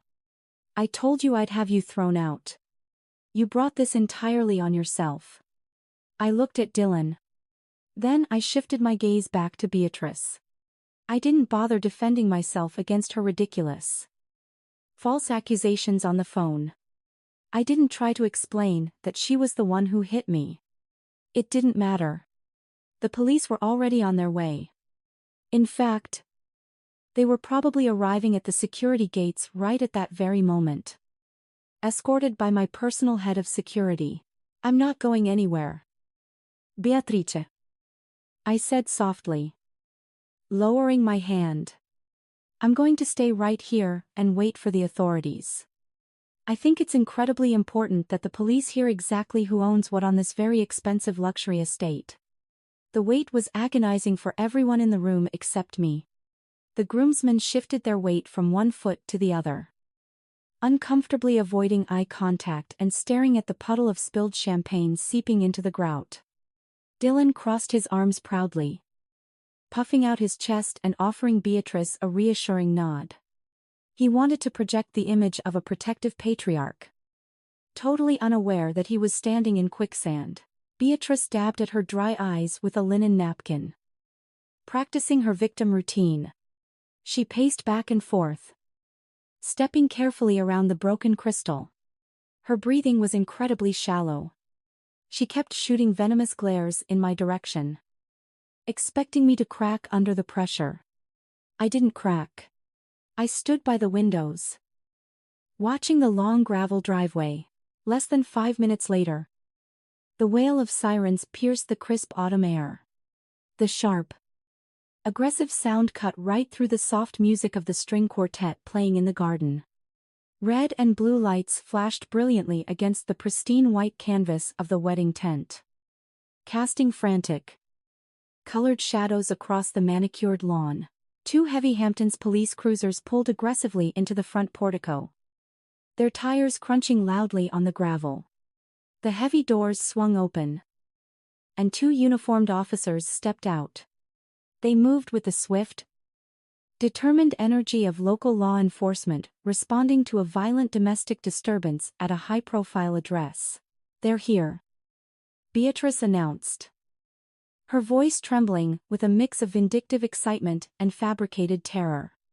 "You are done, Vanessa. Don't even try to fight them." Beatrice turned and practically sprinted out of the conservatory, her heels clicking rapidly toward the grand foyer. Dylan signaled for his groomsmen to follow, strutting smoothly behind his future mother-in-law to witness my inevitable downfall. I took a slow, deep breath, smoothing the lapels of my emerald silk suit. I stepped carefully over the broken glass and followed them directly into the main entrance hall. The heavy oak front doors were already wide open. 2 uniformed officers stood in the center of the foyer, their hands resting cautiously near their duty belts as they assessed the chaotic scene. Caterers and florists had frozen in place, watching the drama unfold with wide eyes. Claire stood near the mahogany staircase, clutching my mother's canary, yellow diamond necklace against her collarbone, playing the role of the terrified bride perfectly. "Officer, thank God you got here so quickly," Beatrice gasped, throwing her hands in the air and rushing toward the lead cop. She practically threw herself at him, her voice rising to a shrill, hysterical pitch. "It's an absolute nightmare. We are trying to host a private luxury wedding for my daughter, and this woman has completely lost her mind." Beatrice spun around, pointing a stiff, trembling finger directly at my chest as I calmly walked into the foyer. "That's her," Beatrice screamed. "Her name is Vanessa Sterling. She does not live here. She is a bitter, jealous, estranged relative who sneaked onto the property to ruin my daughter's special day. She has been violently harassing our guests and screaming at the staff."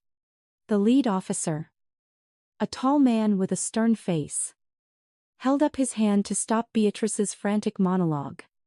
"Mom, I need you to calm down and take a step back. Are you the homeowner?" "Yes," Beatrice lied without a single drop of hesitation.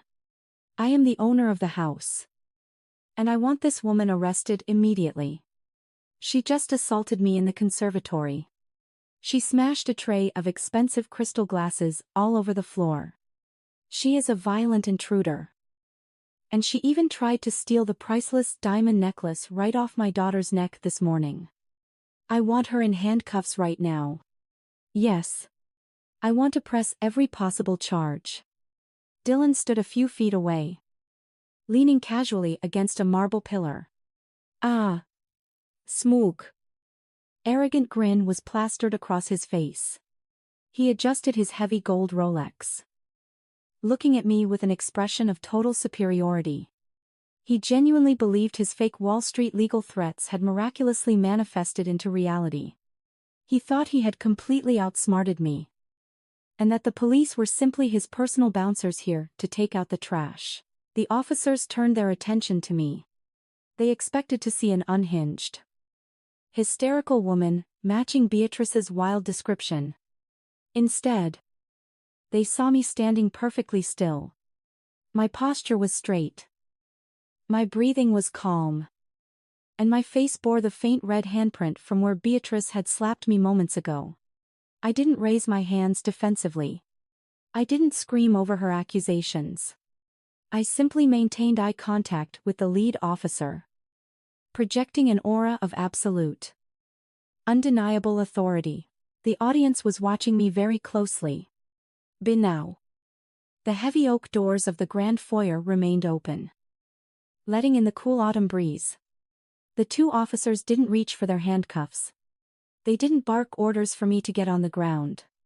Instead, they took a synchronized step backward, clearing the way for a third figure who was walking up the front steps. He possessed a commanding presence. Wearing the decorated, spotless uniform of the Hamptons Chief of Police, he removed his hat as he crossed the threshold, his sharp gray eyes sweeping the chaotic room, before locking directly onto me. Beatrice saw the gold brass on his collar, and her eyes lit up with renewed manic energy. She genuinely believed the local police department had sent their highest-ranking officer just to attend to her fabricated emergency. "Oh, thank God you are here, Chief," Beatrice gushed, stepping forward and attempting to place a familiar hand on his uniform sleeve.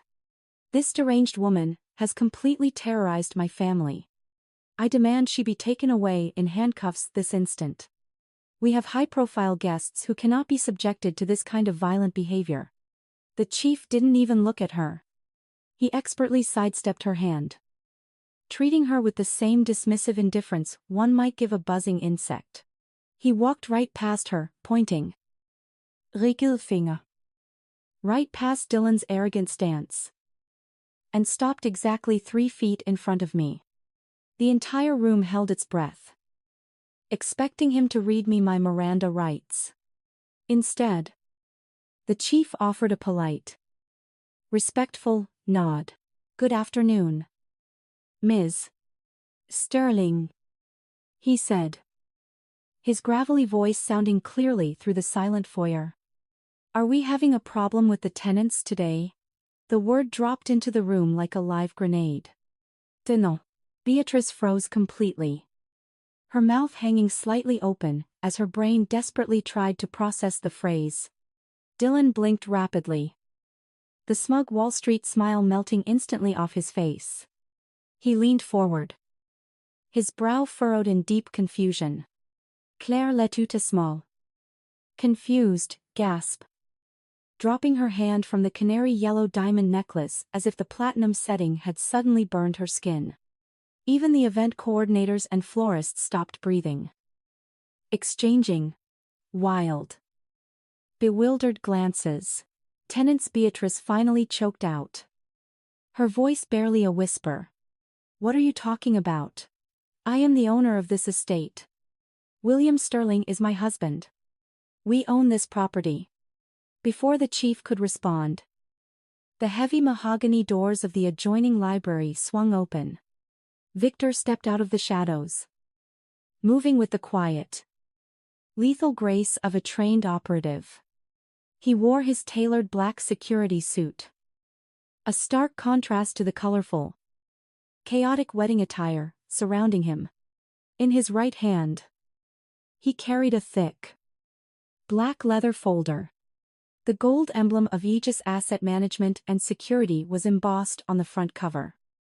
Catching the light from the chandeliers, he walked purposefully across the marble floor, ignoring the gasps of the groomsmen, who immediately recognized the dangerous aura of a man who handled real-world consequences. Victor stopped by my side, standing at perfect attention. "All exterior gates have been locked down, boss," Victor reported, his voice calm and professional. "No one enters or leaves the estate without your direct authorization. The perimeter is fully secured." I nodded, keeping my eyes fixed on the chief of police. Thank you, Victor. And good afternoon, Chief. I apologize for calling you out here on a weekend. But it seems my delinquent tenants have decided to escalate their lease violations from simple property damage to grand larceny and physical assault. I slowly turned my head, making sure the officers could clearly see the red, swollen handprint on my left cheek. Beatrice physically assaulted me moments ago in the conservatory, I stated evenly. She also destroyed a tray of imported crystal glasses. And my half-sister Claire, who is currently standing on the staircase, is wearing a $15 million diamond necklace that she and Beatrice stole from a locked box in my private quarters last night. We have the entire incident recorded on high-definition, video and audio.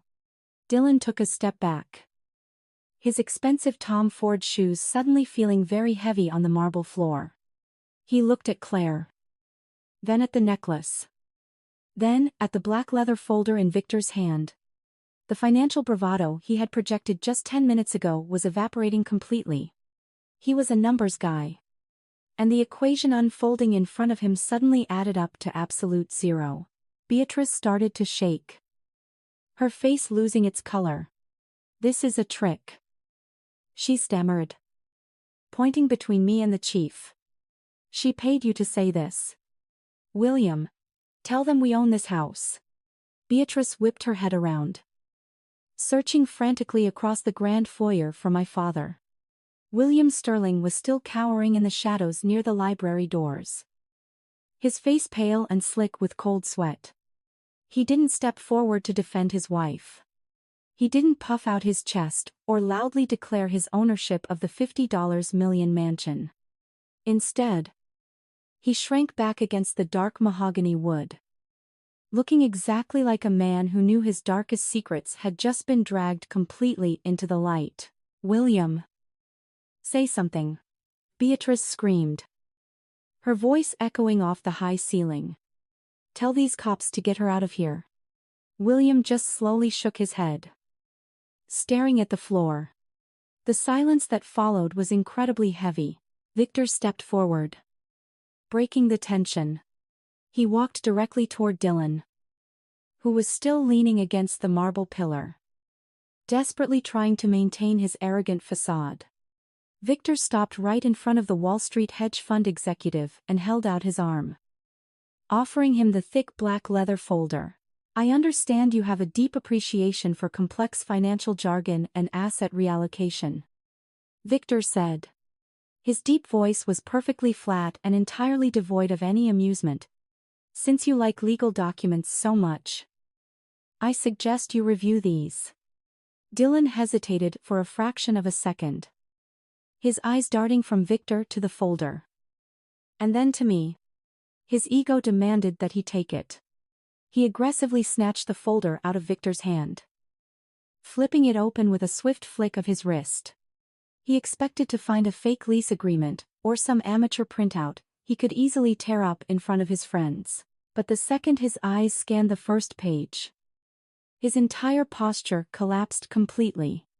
Inside the folder were official, certified copies of the New York State Property Registry, complete with embossed government seals and notarized signatures. I took a slow step forward, making sure every single person in the room was listening to me. The string quartet outside had stopped playing long ago. The waiters stood frozen, holding trays of expensive appetizers. "My father went bankrupt exactly 4 years ago," I announced, my voice carrying absolute authority through the silent foyer. A series of incredibly foolish commercial real estate investments completely wiped out his portfolio. He owed millions to the banks, and even more, to the federal government. He was facing a lengthy prison sentence for severe tax evasion. "This entire empire you've been bragging about, Dylan, it's nothing but a mountain of undocumented debt." Dylan was reading the documents at a frantic pace, his eyes widening in pure horror. He flipped to the second page, tracing the official deed transfer with his index finger. To save my father from going to federal prison. I stepped in. I continued. My gaze sweeping the crowd before locking directly onto Beatrice. My corporate entity, Aegis Holdings, purchased this entire estate out of foreclosure. I paid off the massive tax liens. I assumed total financial control of the remaining assets. I allowed all of you to continue living here strictly out of pity for a man who didn't deserve it. For 48 months. I silently funded every aspect of your luxurious lifestyle from the shadows. Claire let out a low, whimpering sound from the staircase. Her hands trembling as she realized her entire identity as a wealthy heiress was a complete fabrication. Beatrice looked like she had been physically struck by a freight train. She shook her head violently, her manicured hands gripping the sides of her expensive silk dress. No. Beatrice gasped, her chest heaving as she struggled to breathe. No. That's impossible. You are a broke spinster. You don't have that kind of money. William is a successful developer. We are the Sterling family. You are an absolute fraud. Beatrice, I said coldly, stepping closer to her. You have spent the last 4 years treating me like a useless leech, while entirely funding your fake socialite life with my hard-earned money. You wear the clothes I bought. You drink the imported champagne I purchased. And today, you are throwing $1 million wedding on a property that I legally own. I looked at the chief of police, who was watching the scene unfold with quiet professional satisfaction. Then I looked back at the woman who had left me standing in the freezing rain just 24 hours ago. You don't own the house. Beatrice. I delivered the final, crushing blow. You are my delinquent. And as of this morning, your entire residential lease is officially and permanently terminated by my direct order. I am taking my property and my life back right now. Dylan didn't hear a single word of Beatrice's hysterical denial. His eyes were glued to the thick stack of legal documents Victor had handed him. His hands, which moments before had rested confidently on Claire's waist, now trembled visibly as he flipped past the deed of trust and into the attached financial disclosures. He was a hedge fund executive trained to identify hidden liabilities and toxic assets. What he was looking at now was the financial equivalent of a massive nuclear explosion. He saw the original foreclosure notices from 4 years ago, highlighting massive defaults on commercial loans across 5 different states. He saw the federal tax liens totaling over $35 million levied against William Sterling. And then he saw the final resolution. A complete transfer of all remaining assets to Aegis Holdings, a shell company registered under the sole ownership of Vanessa Sterling. He traced his index finger over William's current net worth statement, which was legally required for the absolute transfer of assets. The number printed in black ink was exactly 0. There were no hidden trust funds. There were no offshore accounts. The Sterling real estate empire he had bragged about relentlessly to his partners was nothing but an elaborate luxury ghost town entirely owned and operated by the very woman standing right in front of him. Dylan's breathing became incredibly shallow. He slowly raised his head, looking away from the crisp documents and locking eyes with me. The sheer horror spreading across his face was profoundly satisfying to witness. For 24 straight hours, he had patronized me. He proudly offered me a minimum wage job fetching coffee at his firm. He threatened me with his imaginary corporate lawyers and mocked my supposed lack of ambition in front of his wealthy friends. He now realized he had been aggressively insulting the founder and CEO of a top-tier private equity and security firm that easily dwarfed his own hedge fund. I didn't just have more money than him. I had the kind of quiet, lethal power that could dismantle his entire career with a single, well-placed phone call. Dylan. What does it say? Beatrice demanded, her voice shrill and desperate. Finally, noticing the deep panic etched into his features, she reached out and grabbed his tailored sleeve, pulling frantically at the expensive fabric. Tell these cops it's a fake. Call your legal team right now. Dylan. You said you could handle her. Have her thrown out of our house immediately. Dylan ripped his arm out of Beatrice's grasp as if her touch was suddenly radioactive. He stumbled backward a half step, the polished veneer of his Wall Street persona completely disintegrating before our eyes. He looked at Beatrice with absolute, clear disgust. He saw right through the expensive silk dress and the perfectly styled hair. He saw a bankrupt, desperate woman who had conned him into marrying her equally bankrupt daughter. Are you out of your mind? Dylan hissed, his voice vibrating with a mix of shock and intense fury. He held the black folder up in the air, shaking the official state documents right in Beatrice's face. This isn't fake. Beatrice. These are certified, notarized property registry deeds.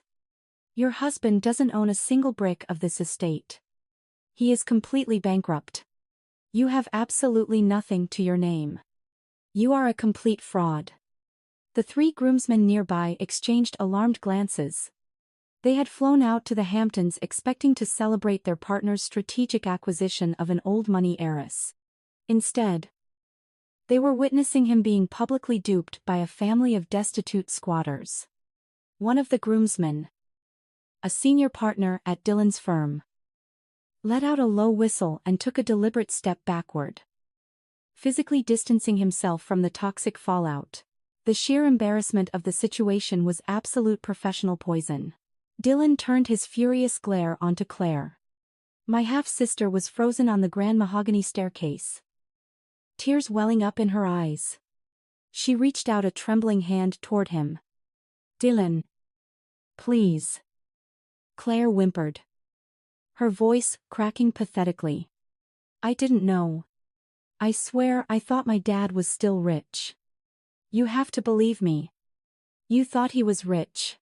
Dylan barked, taking an aggressive step toward the base of the stairs. You told me you were an equal partner in the Sterling portfolio. You told me this estate was going to be our summer home. You paraded me through your exclusive country club, pretending you were royalty while your sister silently paid for the food on your table. You lied to me about everything. He looked at the canary yellow diamond necklace resting on her chest, the stolen piece of jewelry. The realization hit him with the force of a physical blow. Did you actually steal that necklace? Dylan asked, his voice dropping to a dead quiet register. You broke into her room and committed grand larceny the night before our wedding, Dylan. You were going to let me walk down the aisle and pose for photos next to a woman wearing stolen property. Do you have any idea what kind of liability that creates for me? If the cops arrest you, my name is dragged through the mud. I am a partner at a multi-billion-dollar financial firm. My reputation is my entire livelihood. Claire took a shaky step down the stairs, holding her hands out, pleadingly. Dylan. Please don't say that. She cried, her makeup starting to run down her cheeks. I did it for us. Mom said it was a family heirloom. I just wanted to look perfect for you. I wanted your friends to be impressed. Impressed by you, Dylan barked, letting out a harsh, humorless laugh. He threw the thick black leather folder violently onto the marble floor. The heavy stack of certified property deeds and foreclosure notices scattered across the foyer, sliding across the polished stone. Impressed by a destitute fraud who has to steal from her own sister just to look rich. You are nothing but a pathetic gold digger, Claire. And the ultimate irony is, you don't have an ounce of your own gold to dig. Beatrice finally found her voice, stepping forward in a desperate bid to salvage her rapidly disintegrating masterpiece. Dylan. You are overreacting, she pleaded, holding her hands up defensively. We can explain everything. William is expecting a massive payout from a new commercial development next quarter. We just hit a temporary rough patch. This is still the Sterling family. We still have the pedigree and the social connections. You can't just abandon us like this. We have 200 guests arriving in less than an hour. Dylan turned his furious gaze on Beatrice, looking at her with an expression of pure revulsion. Paid for, by her, he shouted, pointing a stiff finger directly at me. Every little thing in this house was paid for by the woman you treated like garbage. You begged me to pay for your flights to Monaco. You tried to guilt-trip me into upgrading the honeymoon suite because you literally don't have a single cent to your name. You are a delusional parasite. Beatrice. There is no pedigree. You are living in a fantasy world, funded by the daughter you despise.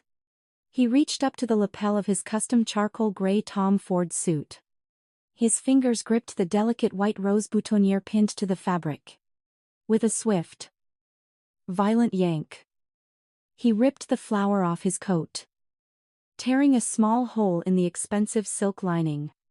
He crushed the pristine white petals in his fist and threw the ruined flower directly at Claire's feet.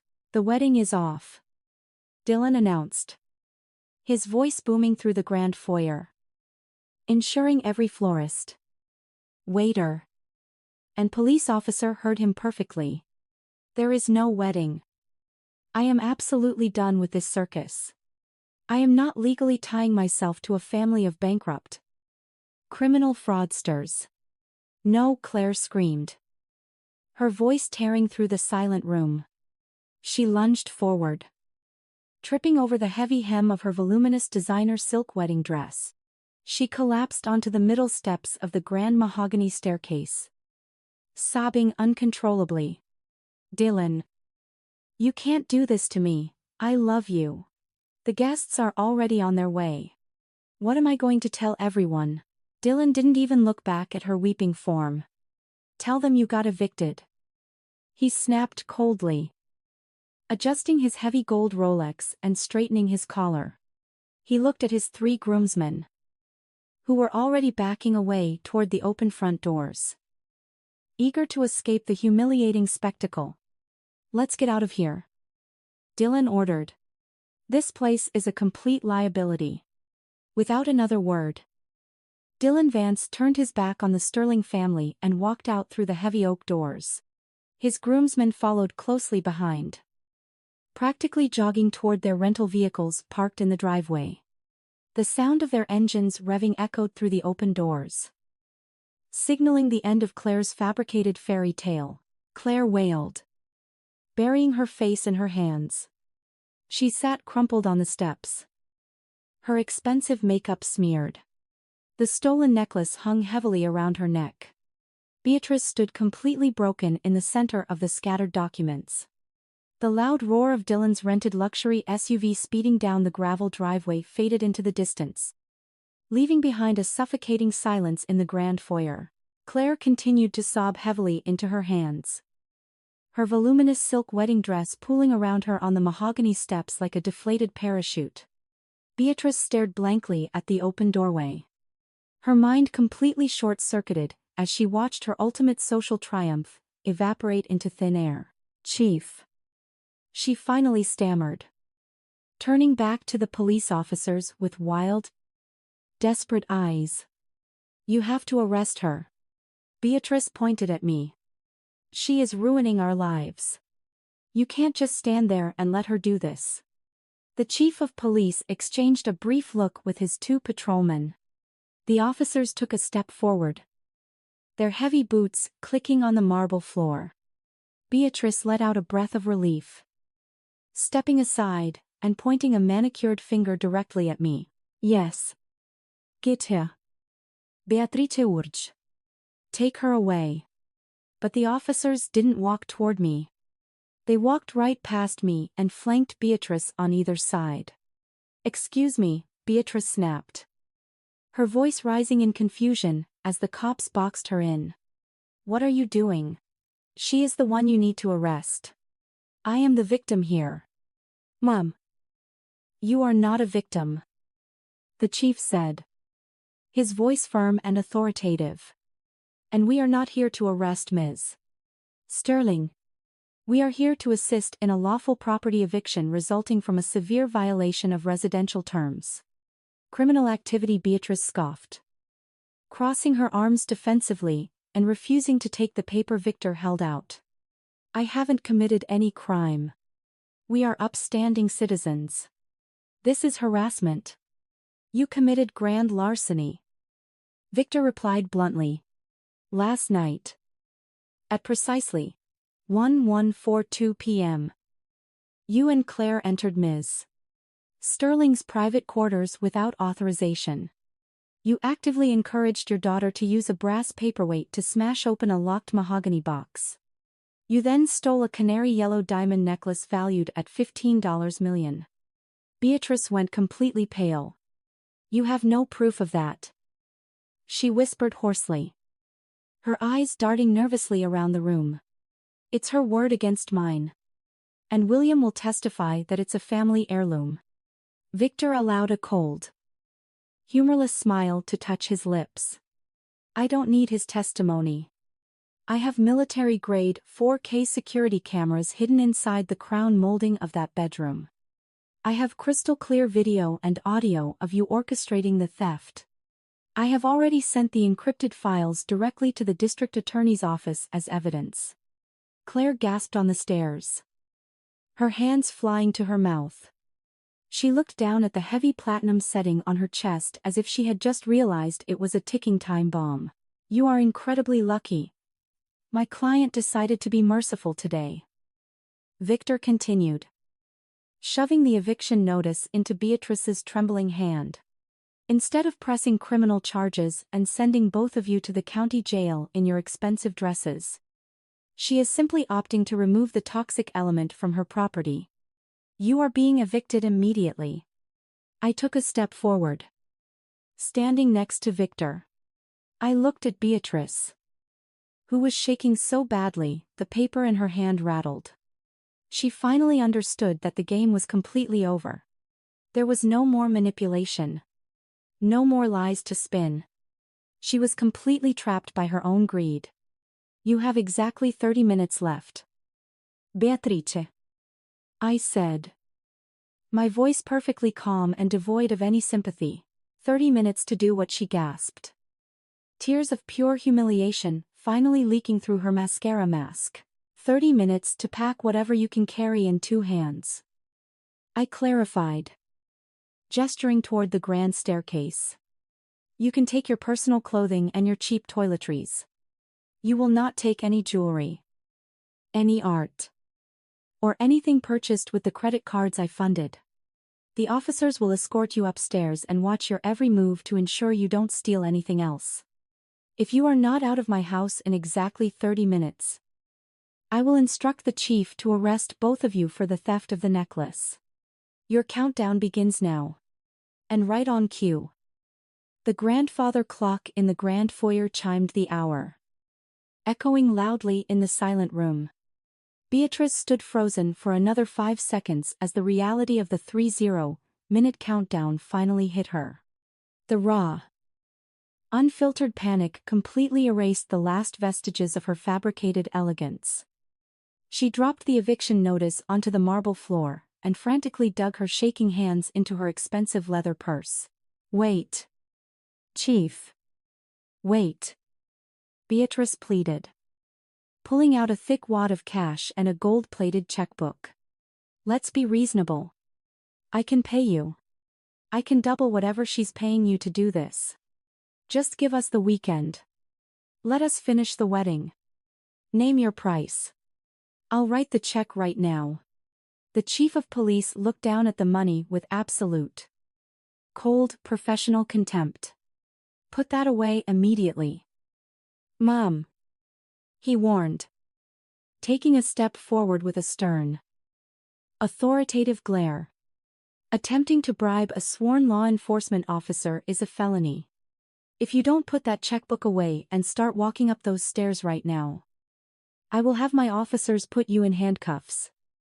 And you will leave this estate with absolutely nothing but the clothes on your back. Beatrice's eyes darted wildly from the chief to the patrolman.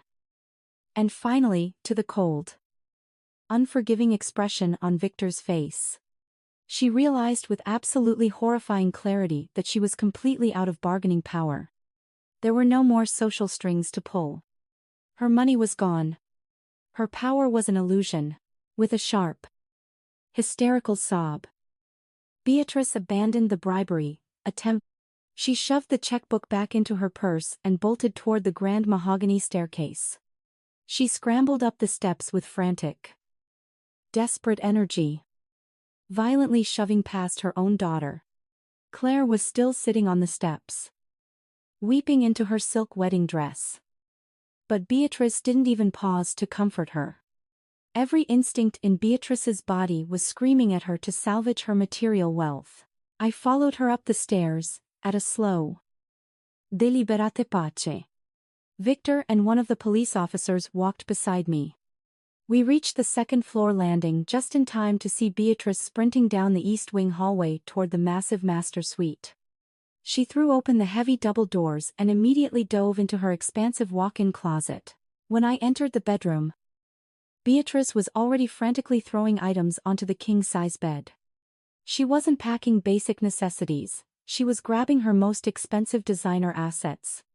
3 authentic Birkin bags, a stack of cashmere sweaters, several pairs of red-soled heels, and a velvet box containing a diamond tennis bracelet. She grabbed a massive Louis Vuitton suitcase and unzipped it with shaking hands. Put the bag down, Beatrice, I said. Leaning casually against the doorframe of the closet, Beatrice ignored me aggressively, shoving the Birkin bags into the luxury luggage. These are mine, she shrieked, her voice echoing off the custom cedar shelving. I bought these. You can't take my personal property. I am leaving. But I am taking exactly what belongs to me. Victor stepped into the room, unfolding a printed spreadsheet from his black leather folder. Ms. Sterling was very specific downstairs, Victor stated calmly. You can take your personal clothing and basic toiletries. You cannot take anything purchased with the credit cards funded by Aegis Holdings. I bought this with the Sterling family platinum card, Beatrice screamed, holding up a pair of diamond earrings. My name is on the plastic. It belongs to me. Your name is just an authorized user on a corporate account that I fully own and operate.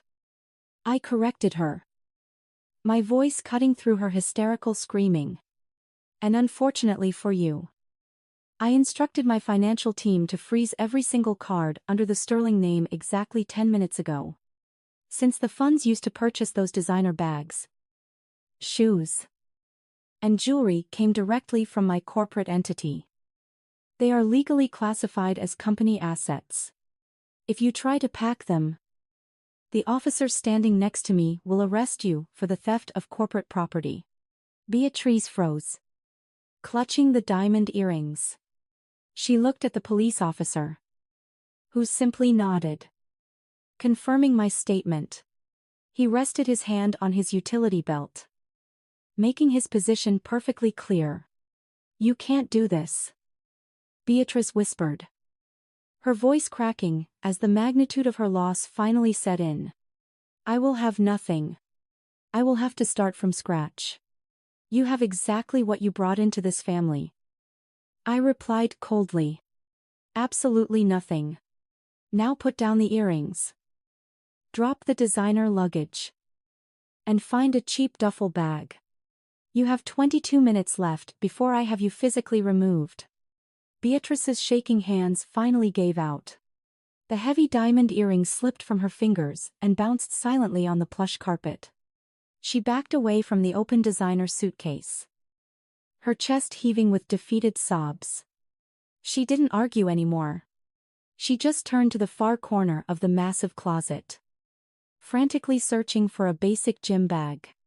I watched her for a brief moment, ensuring her compliance, before turning my back on her ruined empire and walking out of the master closet. In the center of the master bedroom stood my father. William Sterling looked completely broken. The impeccable tuxedo he wore for the wedding now hung off his slumped shoulders like an ill-fitting costume. His face was stained with fresh tears. His eyes red and swollen. He had followed us upstairs, finally finding the courage to speak only when his entire fake reality had been systematically dismantled. He took a hesitant step toward me, his hands trembling as he reached out in a pathetic gesture of surrender. "Vanessa. Please." William choked out, his voice cracking violently. "You can't do this. You can't throw us on the street. We are your family. I am your father.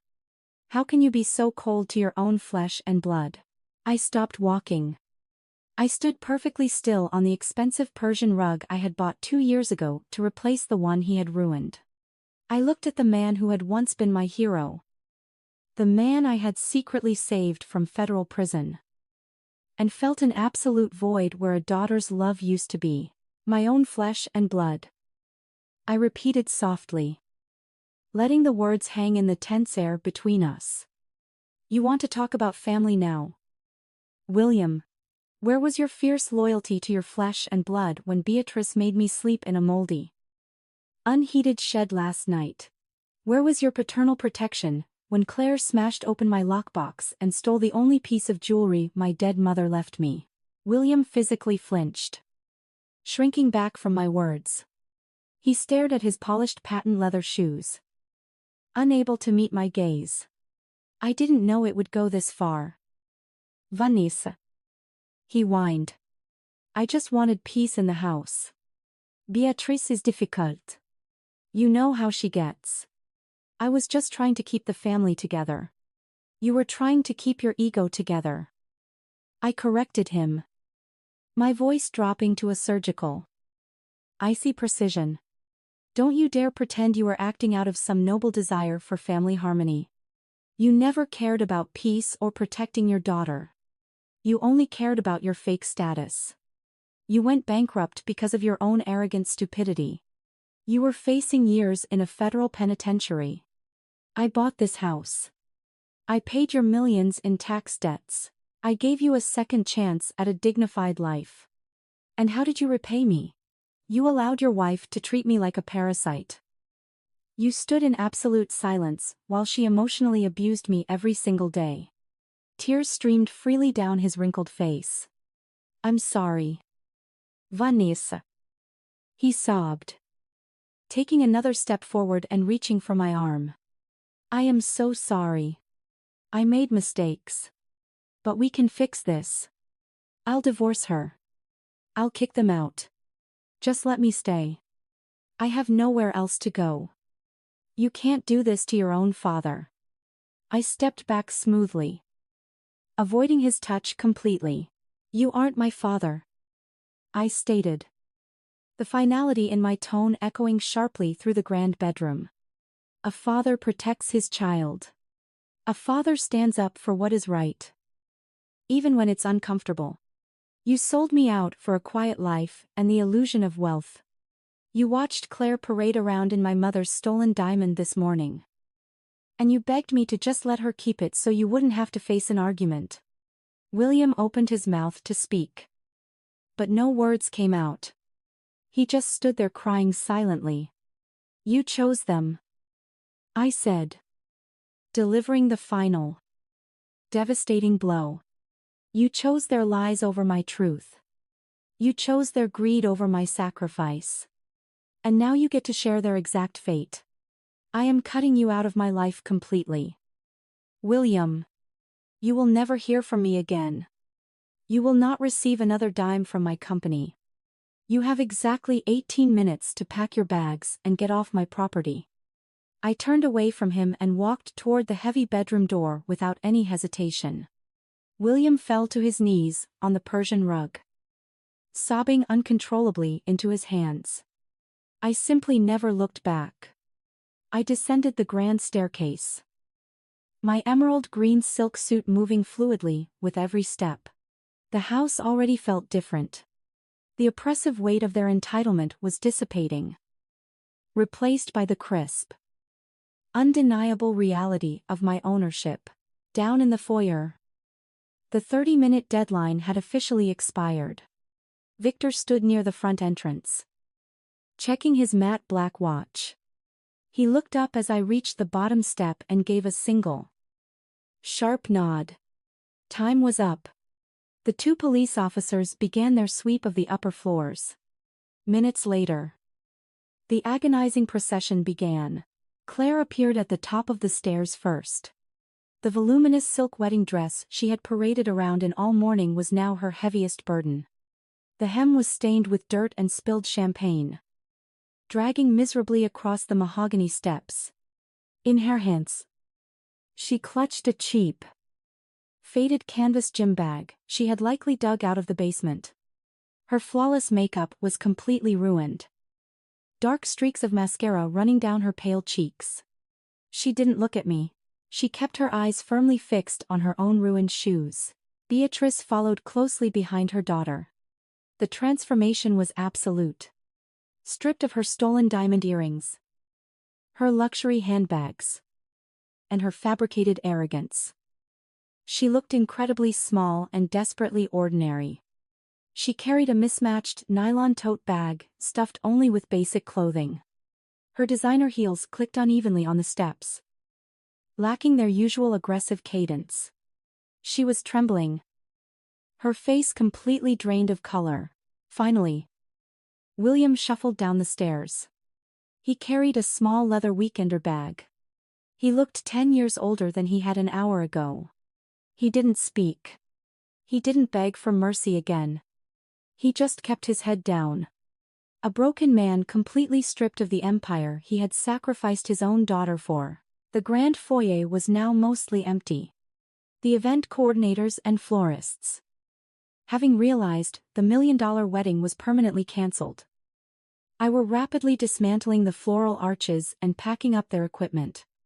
They moved around my family as if they were invisible, totally focused on salvaging their inventory.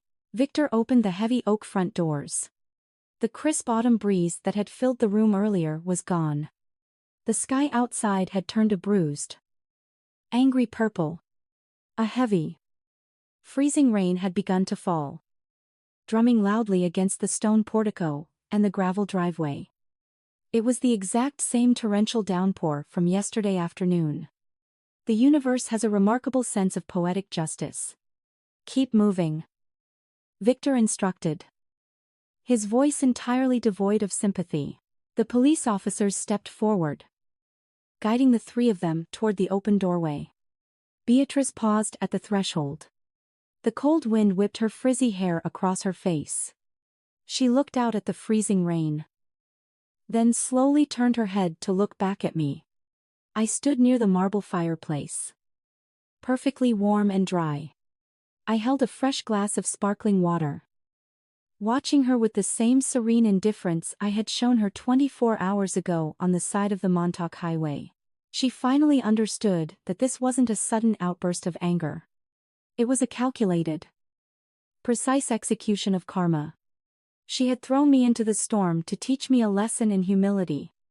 Now, she was being thrown into the exact same storm, stripped of everything she valued. While I stood safely inside the fortress she had falsely claimed to rule, Beatrice opened her mouth, perhaps to hurl one last insult or offer one final pathetic plea. But Victor didn't give her the chance. Let's go, Victor ordered. Stepping forward and physically blocking her view of the interior, Beatrice recoiled, turning her back on the warmth of the house. She stepped out onto the wet stone portico. Claire followed, shivering violently as the freezing rain immediately soaked the delicate silk of her ruined wedding dress, plastering the expensive fabric against her legs.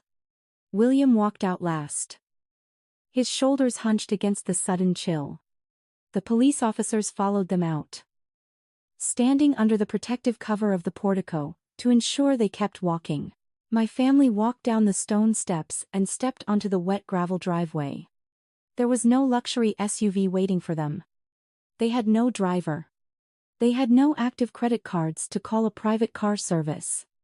They stood in the pouring rain, clutching their cheap canvas bags. Looking around at the massive estate they had just lost forever, I walked slowly toward the open doorway, stopping just short of the threshold. I didn't step out into the cold. I just stood there, letting the ambient heat of my home wash over me, and watched them shiver in the storm. I watched them walk down the long, winding driveway, their figures growing smaller against the backdrop of the relentless storm. The rain showed absolutely no mercy, completely soaking Claire's ruined silk wedding dress and flattening Beatrice's frizzy hair against her face. William stumbled once on the wet gravel, nearly dropping his small leather bag. But neither his wife nor his daughter reached out to help him regain his balance. They were completely fractured, turning on each other the moment their fabricated wealth disappeared. They were entirely on their own now, walking toward a highway with no destination and no resources. The chief of police stepped back under the protective cover of the portico, shaking the heavy water off his dark uniform jacket. He turned to me, his expression professional, but carrying a distinct hint of quiet respect for how flawlessly the situation had been handled. He signaled to one of his patrolmen, who immediately stepped forward, holding a heavy, clear plastic evidence bag. Inside the bag, resting awkwardly against the cheap industrial plastic, was the canary yellow diamond necklace. Claire had handed it over just before stepping out into the freezing rain.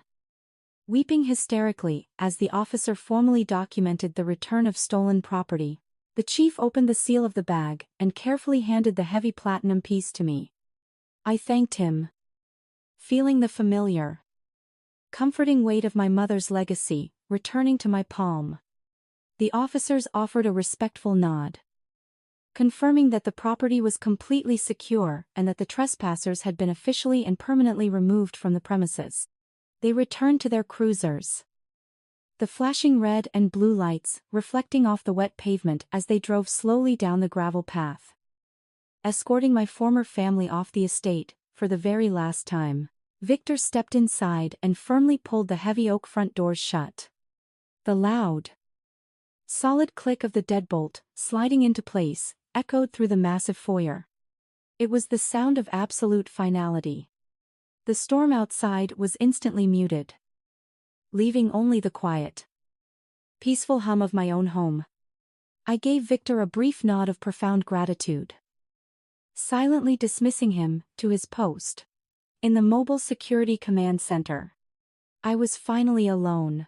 I looked down at the flawless yellow diamond resting in my hand. It caught the soft, warm light of the crystal chandelier. Completely unbothered by the chaos and betrayal it had just witnessed, I raised my arms and secured the heavy platinum clasp behind my neck. The cold metal settled perfectly against my collarbone. It didn't belong on a terrified, fraudulent bride, desperately trying to impress a Wall Street scam artist. It belonged exactly where it was right now, a symbol of true resilience and quiet power. I turned and walked up the grand mahogany staircase. My steps felt incredibly light, no longer weighed down by the suffocating burden of their constant judgment. I walked past the dark hallway leading to my childhood bedroom and the miserable pool house. I walked straight down the east wing corridor, pushing open the double doors to the master suite. The room was exactly as Beatrice had left it in her frantic, panicked frenzy. Designer clothes were strewn haphazardly across the king-size bed, and high heels were discarded randomly on the Persian rug, completely abandoned in her desperate flight from the law. I ignored the pathetic mess. I walked straight over to the antique crystal decanter, resting on the polished mahogany side table, and poured myself a generous measure of top-tier scotch. The rich amber liquid swirled smoothly against the heavy glass tumbler. I carried the drink across the room and pushed open the heavy French doors, leading to the master's private balcony. I stepped out into the crisp autumn air. The rain was still coming down hard, drumming a steady, rhythmic beat against the stone balustrade. But the deep architectural overhang kept me perfectly dry. I leaned against the railing, taking a slow, deliberate sip of the smoky scotch. The warmth spread quickly through my chest, chasing away the last lingering shadows of the past 4 years. I looked out over the sprawling $50 million estate. The manicured lawns. The empty white event pavilion. The winding driveway that led to the freedom of the main highway. It was all unmistakably mine. The toxic presence that had infected these halls for so long was completely gone, washed away by the very storm they tried to drown me in. I felt a profound sense of absolute clarity. The simmering anger that had fueled my quiet, strategic rise to corporate power had completely evaporated in the cold air. I didn't feel bitter. I didn't feel vengeful. I only felt an overwhelming, unshakable peace. I took another sip of the scotch, letting the canary yellow diamond shine brightly against my skin. The trap had snapped shut. The board was completely cleared. And I was finally free.